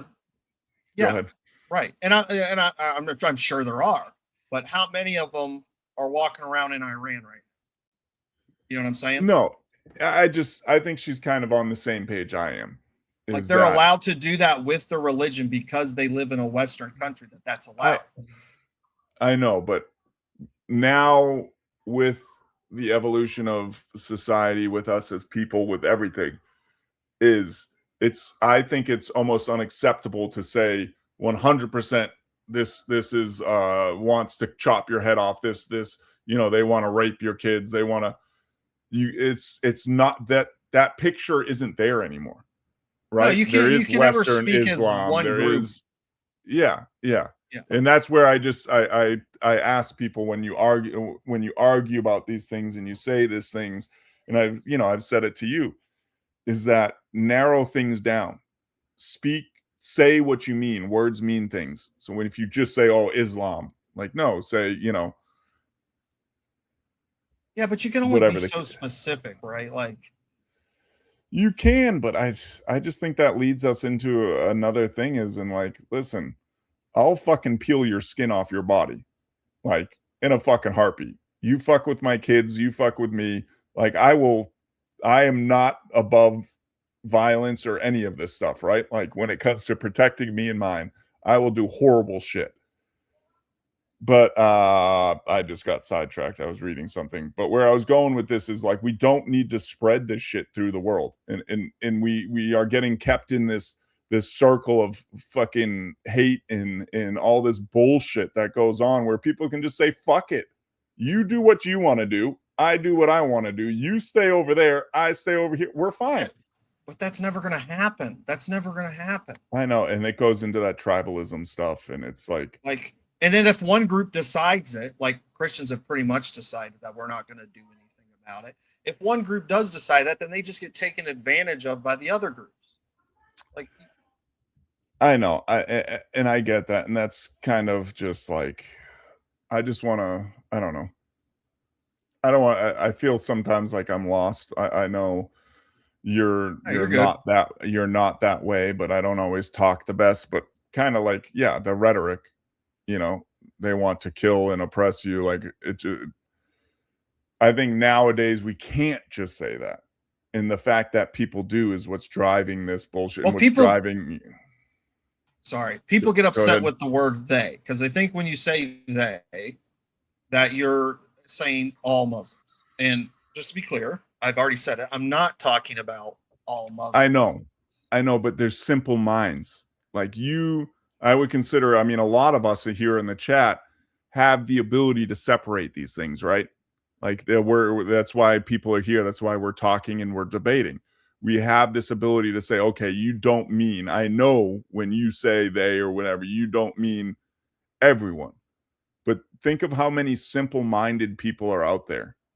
Think of how many people that don't decipher it in America, in any country. That's up to them, but that's also why I think it's important we make distinctions. Like, that's why I always think it's important to say we're not talking about Judaism, we're talking about the country Israel. I get it, but like, I know you can only go so far. Like, you can, exactly. I can only go so far. I can only say it so much. Like, anytime I talk about a group of people, of course, I'm not talking about the whole group. There's good people in every group, and there's bad people in every group. The only point I'm making is that some groups are more prone to having bad people and bad ideologies that aren't consistent with other cultures. Yes, and Matthias, I understand that too. But what I'm saying, like, it's just another thing is, like, you're saying Muslim, and like a lot of nowadays in a lot of these countries, there's plenty of practicing Muslims that are there for the community, and they don't really focus on that thing. And where I'm saying, and we've gone into manipulation of religion and all that, is that nothing is what it was.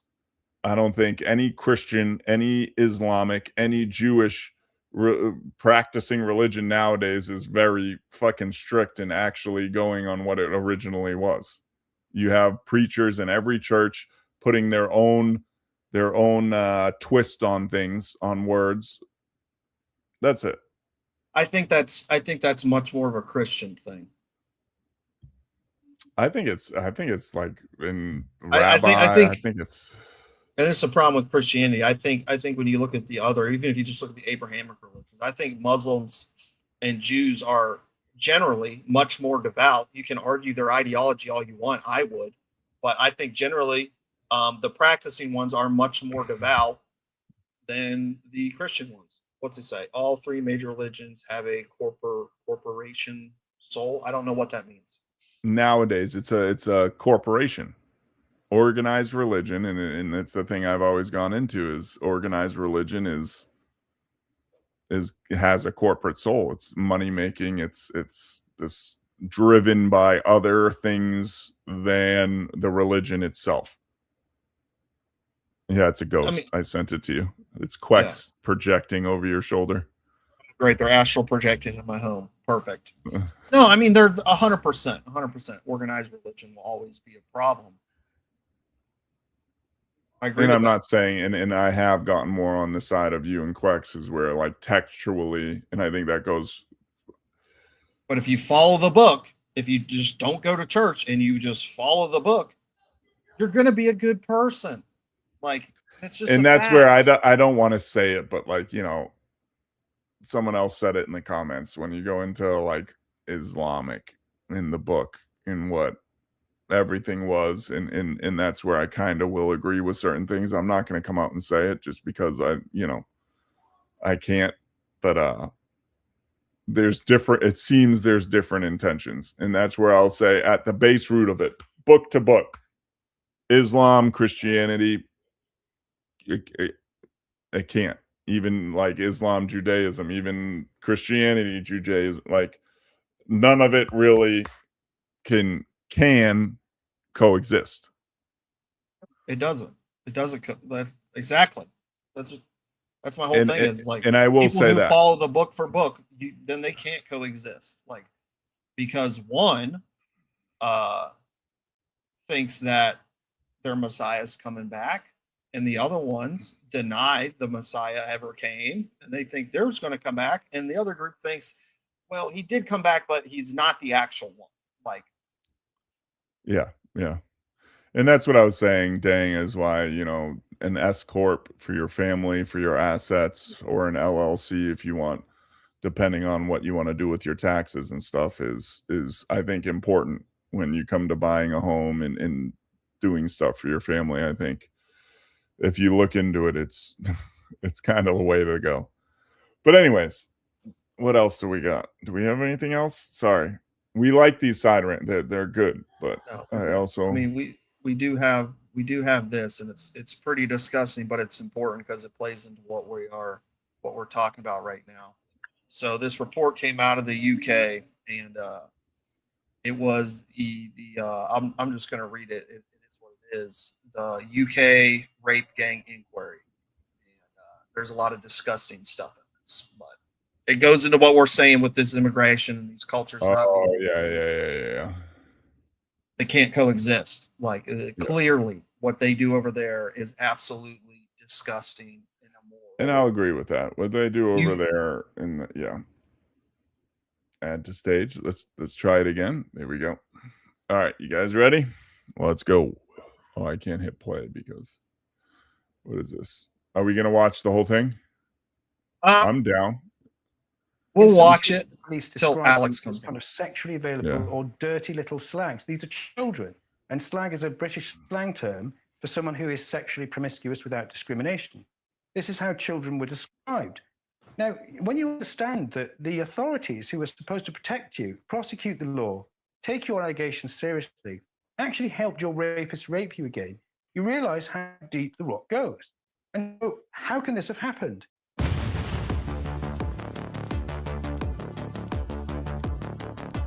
Alex Jones, friend of the show. When you read it, you get this sense, you get this understanding that this is like an economy.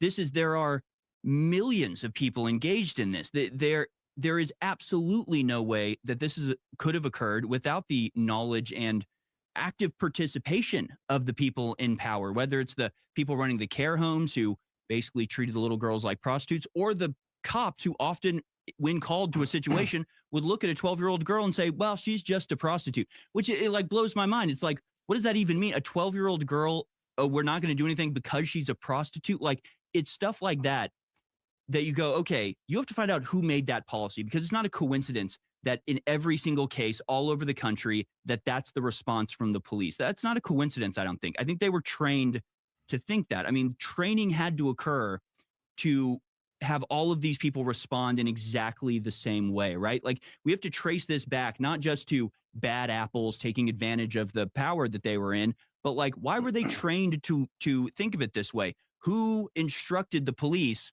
that here's the people that we actually pursue justice, and here's the people that we write off and ignore? I mean, this is beyond systemic, and it has created an economy where entire populations in the UK seem to do this as their job.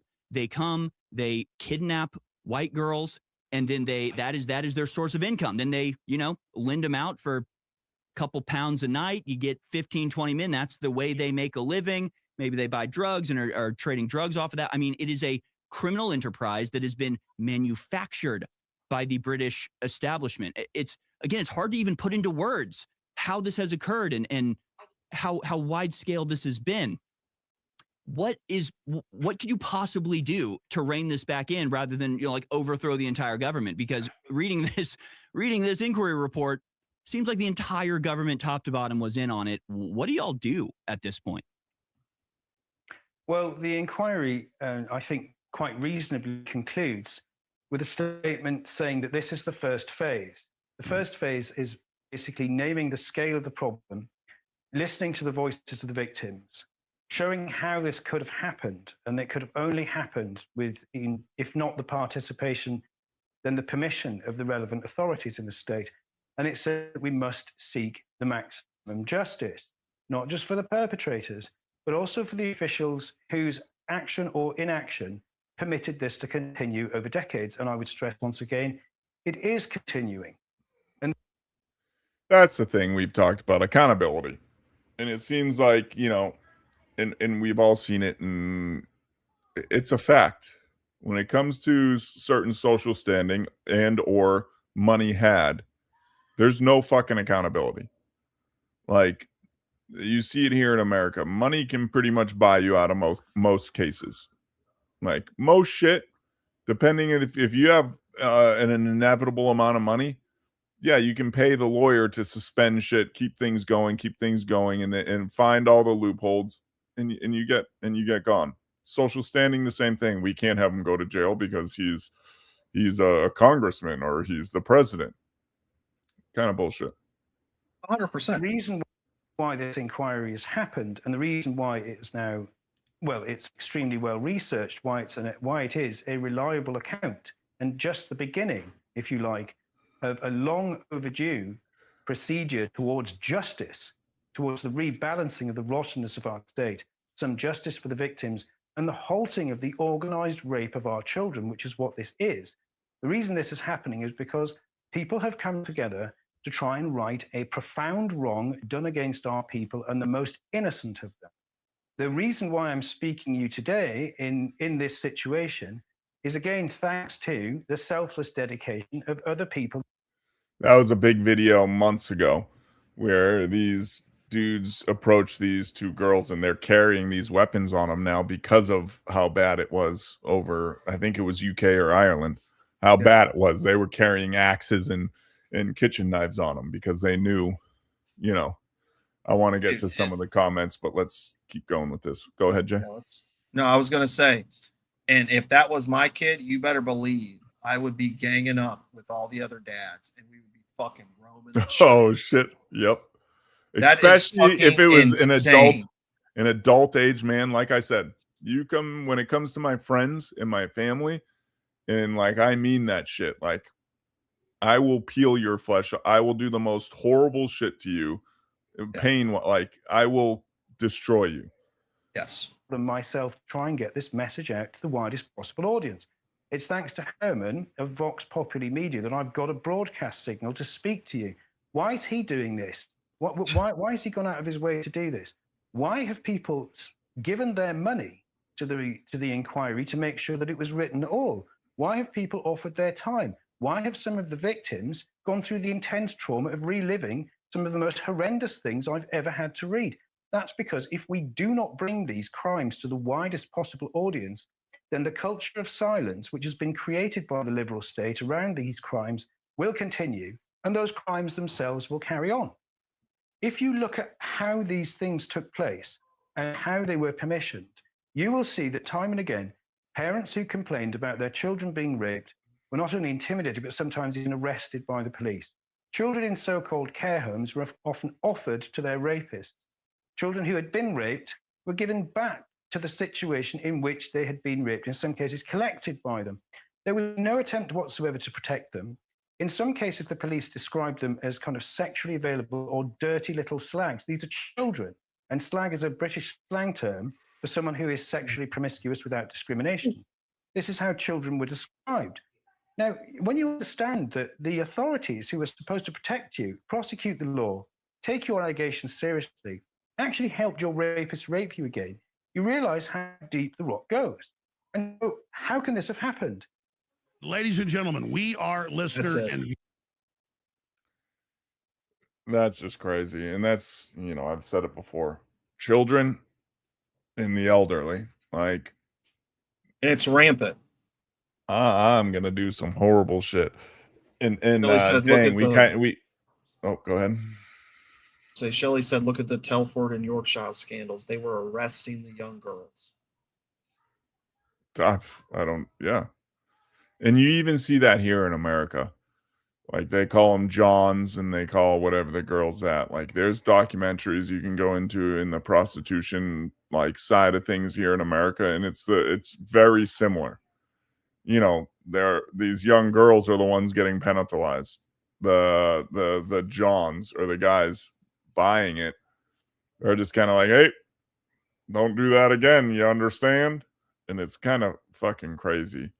And I also wanted to go into the headquarters for the banks in the city or in London. Yeah, in the city of London. And I think that was people who were willing to dig a little, understood some of what was going on in Iran in the Strait. When you go into Lloyd's and you go into who runs like commercial shipping insurance for all these like, it goes a little bit in there too, where, yeah, they might not have gotten too involved on the military side of thing, but when it came to changing perspective and in altering what can actually happen, London was pretty involved. And Mateus brings up a good point. This is where we go to. The cultures don't match. They think they cannot sin against a non-Muslim because we are outside of Allah. Yeah. Leave the same thing. And that's where I agree. There is, but I just, all I was saying earlier, that there is multiple sects in different parts of religion now. So you can't say every Muslim is this way. Especially here in America, you can't.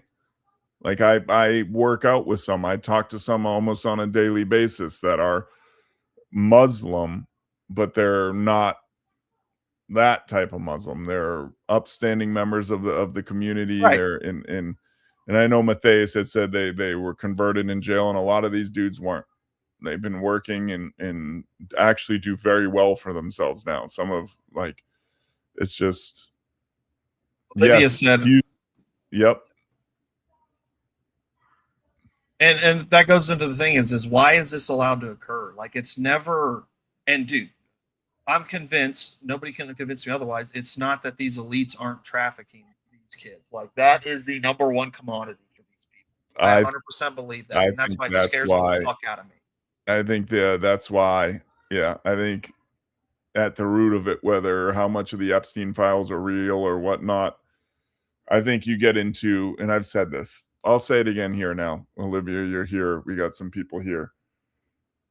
I think power and money messes with especially men, but women too. It messes with you on a very deep scale, right? Even going into, you saw it happen in Rome before its collapse. You saw all this weird shit happening, is because when you have the ability to do anything, get anyone, right? Like, say the super rich people. As a man, I'm saying this from a man, I'm sure it's the same for a woman. When you have so much money and so much power, you can get any girl you want, right? And then whether it's through subversion or other tactics, you get into weirder and weirder shit, because as humans, we like our dopamine dump. We like this.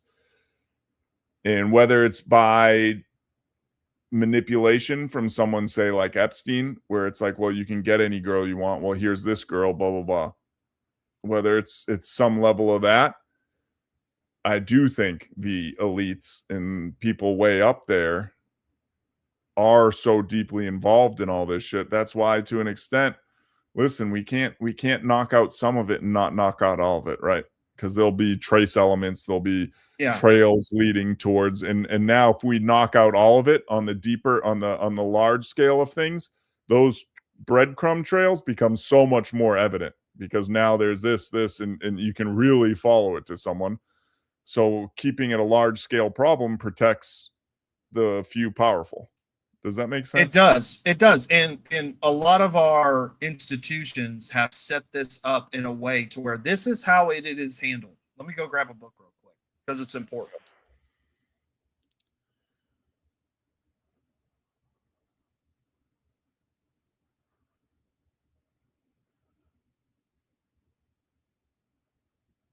Yeah, we've gone this into right that, here, Olivia. That fucking this right here, the assault on truth. This is all about Sigmund Freud. He is the forefather of psychology, and his biggest thing was dealing with this subject, children who were sexually abused. And he is the one who said it was child fantasies. That's what it was. So that's where a lot of this shit comes from, is from this sick guy. And by the way, he changed his mind. Randomly, he changed his mind. And the start of his research, he was that these children are being abused. And then he, for some reason, changes his mind to actually these are fantasies.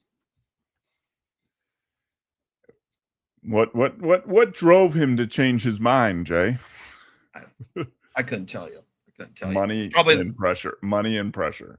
Yeah, well, of course, that's the root of it. I mean, it probably is. He's a fucking weirdo, dude. Reading this book, I'm only halfway through. I don't even know if I'll finish it. And I agree, Olivia, that it is, and it goes into. I'm not going to dive in that. I've done that plenty of times. Bipartisanship is part of the fucking problem. We have so many people. I'm speaking here about in America, dang, and people who aren't in America. Is that bipartisanship drives so much about it. And I've gone into my rants. We have all these areas of separation now. You know, it wasn't, you know, maybe it was first the three religions. That's the only separation we had. Then we had different sects. Then we have, you know, left, right. And it's just, I think bipartisanship is going to get this country nowhere. I think we need to stop saying choose the lesser of the two evils and start saying we want someone who's going to do good for our country. And I think a lot of people, I was one of them. I didn't vote. I don't vote because I think I've always thought it's just a rigged and it's fucked up. But I think a lot of people thought Trump was going to, especially his first term, was for America and was less for all this bullshit. Second term happened. He took all the money and we see what he's doing. And I think so many MAGA people are so still caught up in MAGA, and they're so narrow-minded that it's all there is MAGA, and like the you know, there's the new Messiah, Trump, like. And the thing is like, do your politicians really represent you? Has anybody ever called you and asked you how you feel about an opinion? We live in the world to where I can talk to people all over the world. UK, we got several people in here from the UK, Ireland. But our representatives can't send us a text message when there's a bill, can't send a mass text message saying, hey, how do you guys feel about this? Put Y's if you agree and if you don't. And that's how I'll vote. Doesn't fucking happen. So do they really represent you? Yep. Especially through other methods. Like I talked to a lot of, just because of time of day, I talked to a lot of people in Asia. And they have these same beliefs, but they also have this propaganda side of beliefs that, oh, blah, blah, blah. Like, no, man, like most Americans don't think this way.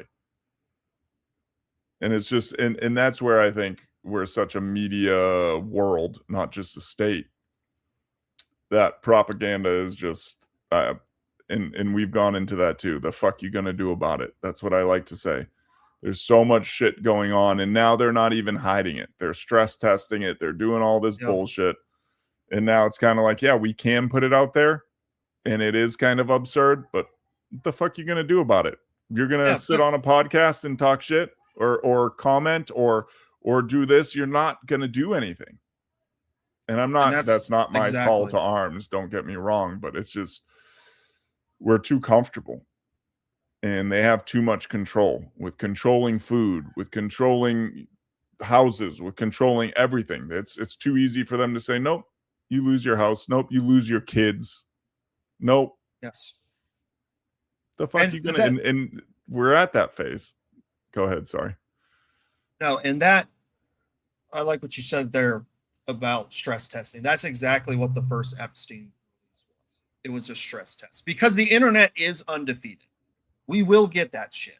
Somebody is going to get it. They're going to get the disgusting, the real shit, and it's going to come out.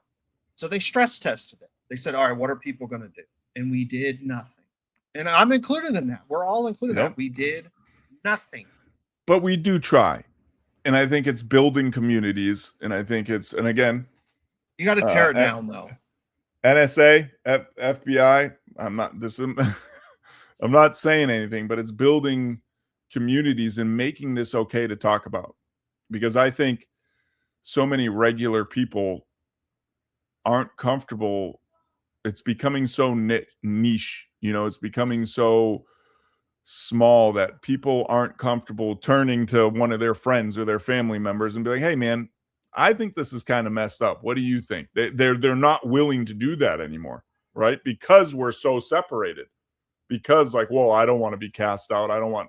No, bring it up. And I tell you, you bring up a lot of this shit with a lot of people around you, they'll be like, yeah, you know, some of it I think you're a little edgy on, but some of it I agree. And I think that's what, as a world, especially as a country here in America, we need to get comfortable doing, is turning to, you know, our family and our friends that we don't think are, and if they aren't, be like, okay, man, that's fine. We have different views. We're good.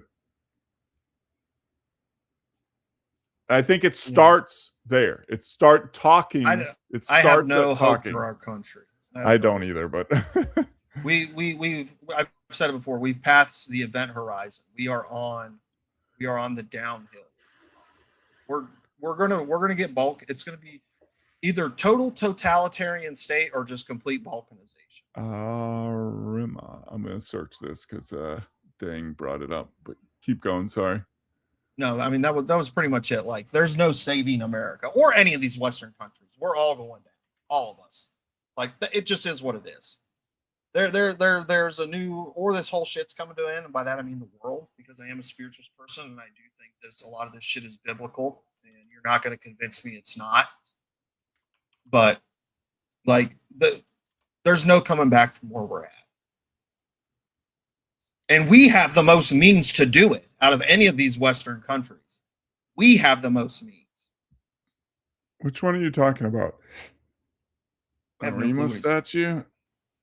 Rudolf Steiner statue. Arima. Arimus, the evil spirit of myth. It has a bunch of something. Is it this one? Let me show it. Oh. This one? How's that? It seems like either a bunch of hands or a bunch of teats. Mammary glands. Mammary glands. The mammies. He said no. Okay.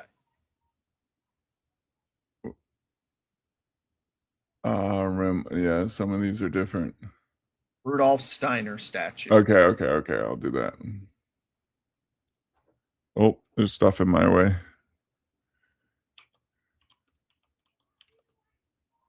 How do you spell Taya Steiner? said their propaganda, S-T-I-N-E-R. The propaganda wouldn't be necessary if they are winning. They hide the fact our great awakening is happening again. The powerful. I do think there is some truth to that. They realize they are losing control, and it's getting to like the critical point.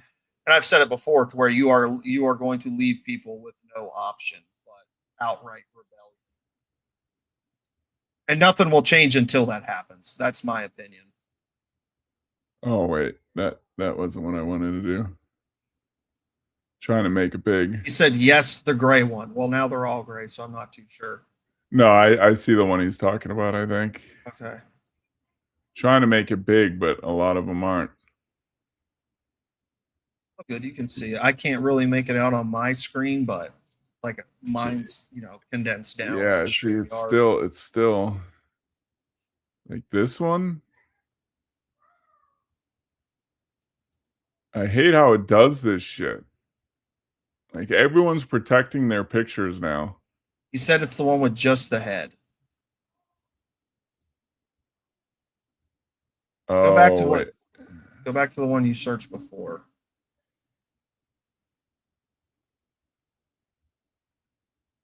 Oh, yeah. It's gone now, but it was just that slanted head one. Yeah, that's the one he was talking about. I look like an alien. Well, now my computer doesn't want to walk. Okay, whatever. Yeah. We get this one right here. I think it was the first set of pictures. Maybe isn't this the same one? Yeah, I think that's it. Got an orc helmet on. Meat's back on the table, boys. Yeah. I mean, and I think so much of when you go into even older and it goes into, me and my vegetable mind and all that bullshit, like it goes into people were connected more and had more of an understanding, and who's to know?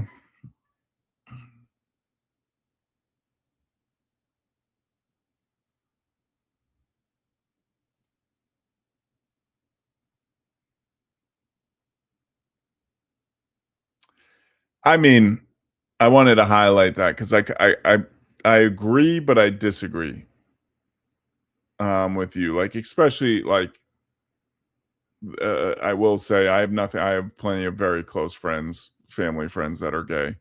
I have family members that are gay.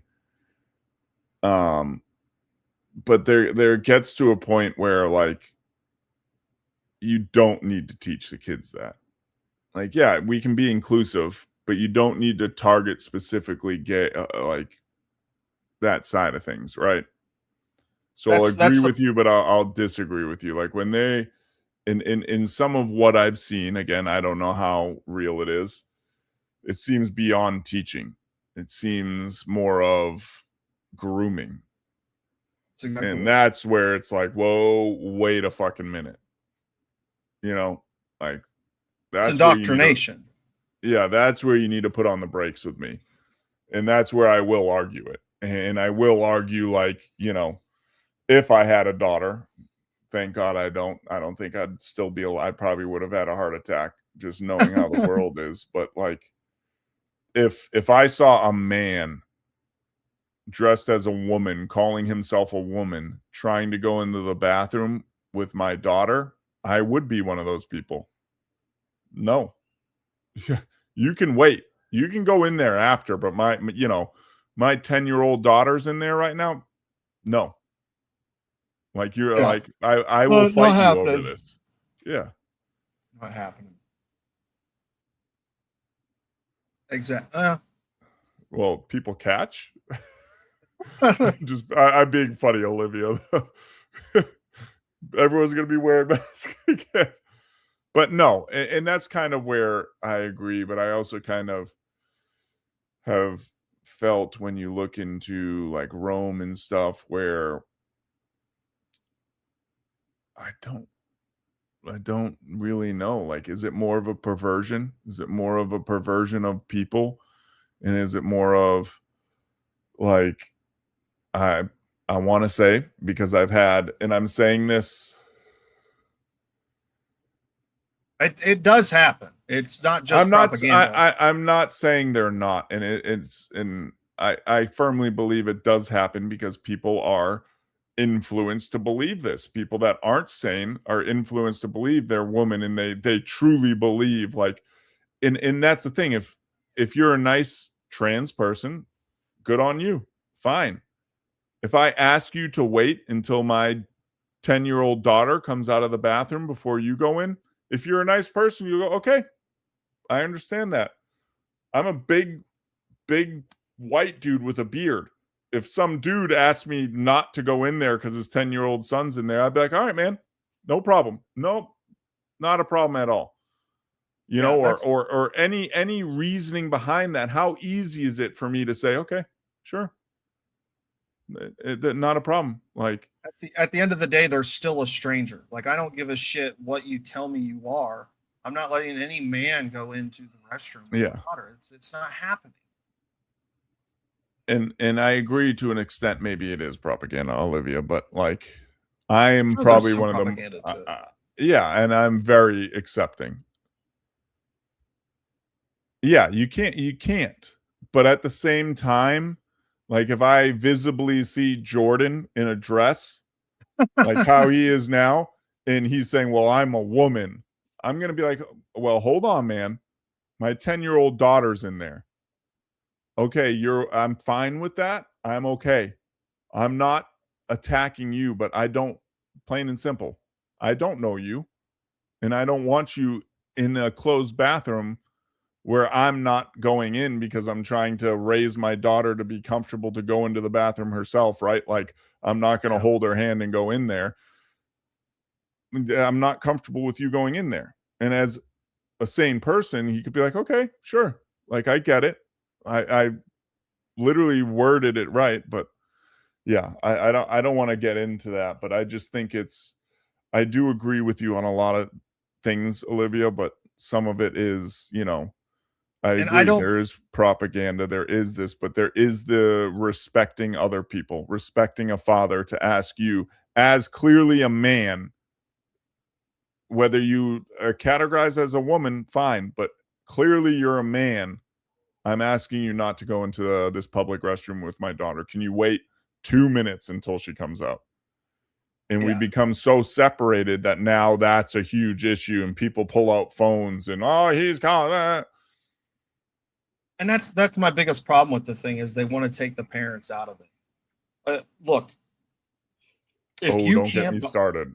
If you can't buy cigarettes, if you can't buy alcohol till you're 21, why should you be able to make these other decisions? There's some of the stuff that's being pushed, and I get it's the radical end of it. I understand that. It's the radical end of it that wants to push these transgender surgeries, but you've seen it. It has happened. There have been cases where schools have tried to help students go behind their parents' back to go through these surgeries that are for the most part, irreversible. You can't go back from it. You're putting these chemicals into a kid's body when they're developing the most. I mean, we have two. And see, like, that's my thing. I don't think of you any differently. And I know you can't really wait. Hold on, let me read that again. I pulled it up on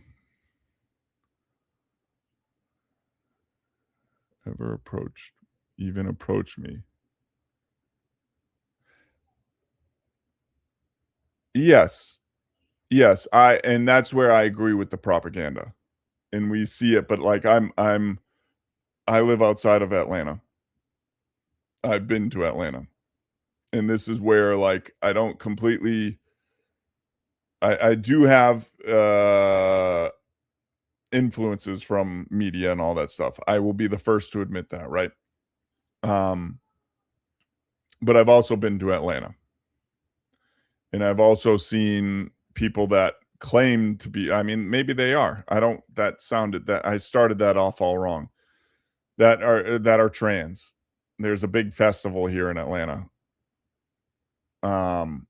And there's clearly men that are, that, okay, my whatever their pronouns are, sorry.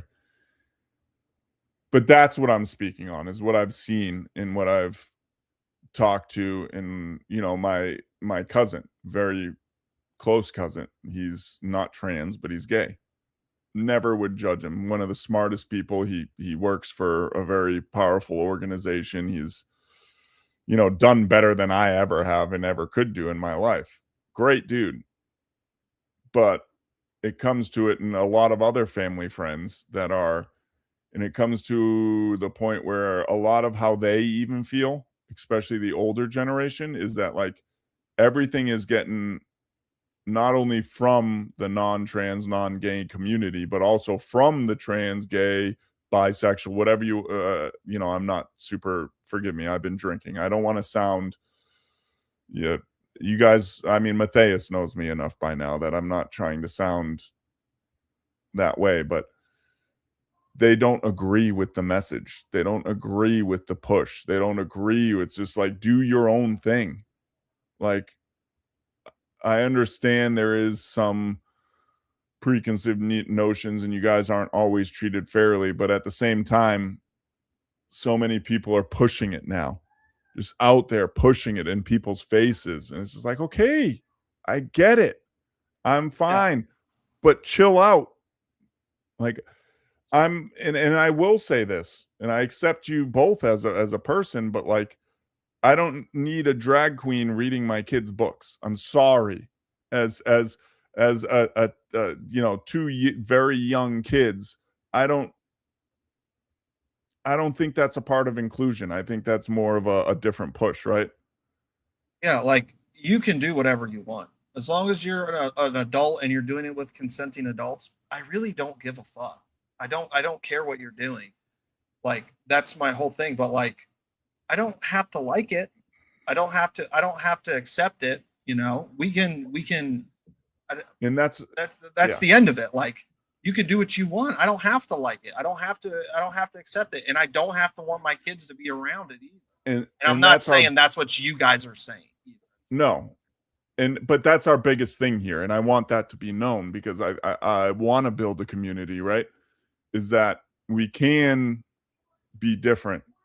And look we're still cordial. We're still talking. We're talking this through. We can have different wants, different needs, different beliefs, and we can talk about it and not get upset. And that's where I appreciate, you know, Matthias has been here and has always been here. And, you know, he agrees with us on so much. I'm sure there's a bunch of shit he doesn't agree with us on, but we're all here talking about it. And Kinsley, yeah, Kinsley we've gotten fired up with Kinsley before. I mean, it's about talking at the end of the day. And like you alluded to, like this is all part of the division. I like that, Sarge. Jesus.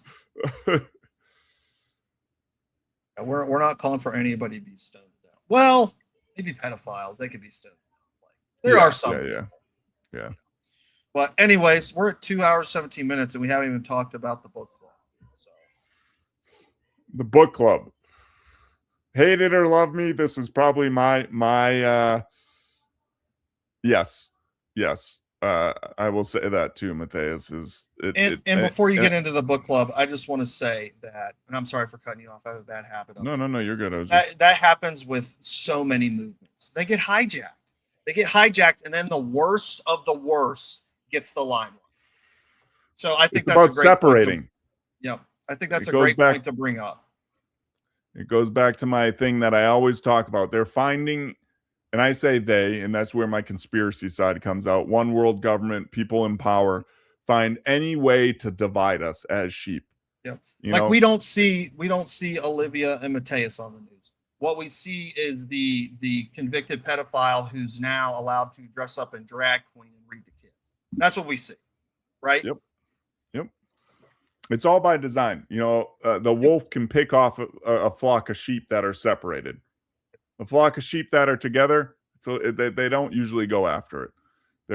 They're harder to manipulate. They're harder to guide away from the flock. It's just, as hippie as it sounds, I think we all just need to shut the fuck up, be okay that we're different, and be like, hey, you're a man by being, I mean that by human. You're a human, I'm a human. Fuck it, man. You're different, I'm different, whatever. Like, don't you do shit to my family, my friends. I won't do shit to your family. Okay. But okay, going to the book club. We talked about, I don't think everyone's here. I think Shelly is actually about to go back to work, but we'll put it in our Discord. We were talking about doing a book club. I know Kingsley was here. Dang's new. Olivia's new. We were talking about, hey, that's fine. Like that's what I'm trying to say the whole time is that's fine with you, or fine with you. That's fine with me. And I can still be your friend, right? At the end of the day, that's all it is. We can see differently and we can talk about it. We don't need to be hostile about it. But anyways, we were talking about doing a book club because me and Jay really like to read. And I think it's something we're losing as a humanity is with AI, with movies, with all this stuff. I think we should read more. So we were talking about doing a book club, and I chose the first book. I didn't really, but Jay got aggravated with me and said, whatever, you can choose. But he's putting it in Discord. We're going to do The Tiger. Really good book. It involves a lot. Oh, you already got it. Hell yeah. Vengeance and Survival. So basically, this story, I'll give you a premise. It's about Amur tigers, the taiga in Russia, which is like a phenom of a land group, which is like a rainforest, but it freezes. It's an anomaly. Yeah, I know. But maybe we can get them to read.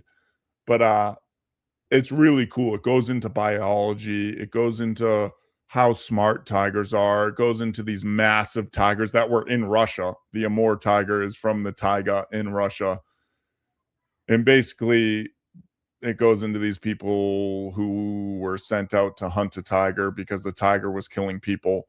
But there's a reason why the tiger was killing people. And it basically goes into all of that. And I really enjoy it. But we were thinking about doing like whether it's a separate episode or whether it's just a part of our episodes where we read a chapter, 2 chapters. We know people work. We know people have other things. So we're not going to do like college homework. You have to read 6 chapters to come talk to us by next.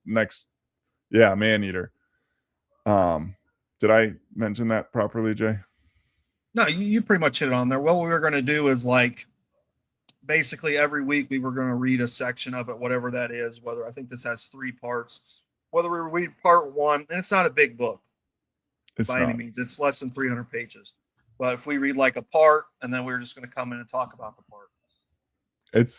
Like I said, Jay was kind of fed up with my bullshit. I always, people who have been here.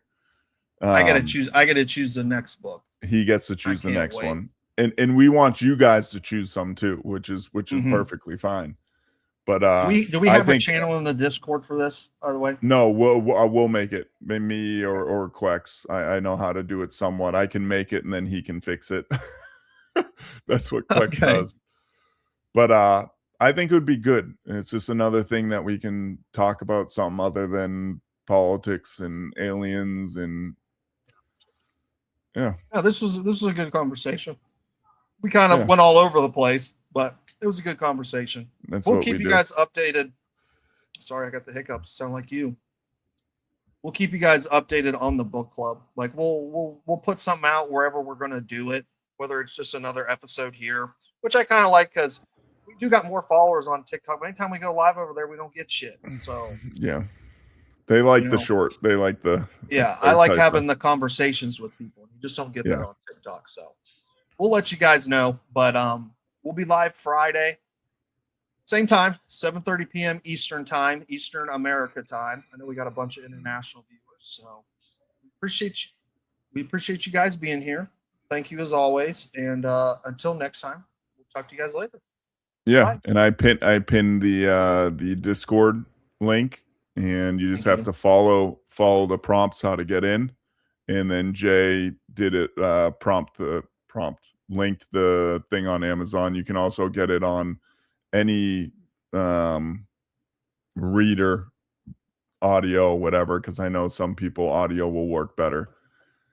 And yeah, you can probably get it for free online anyways through PDF. So, but until next time, thank you guys. We appreciate you. Later. Peace out.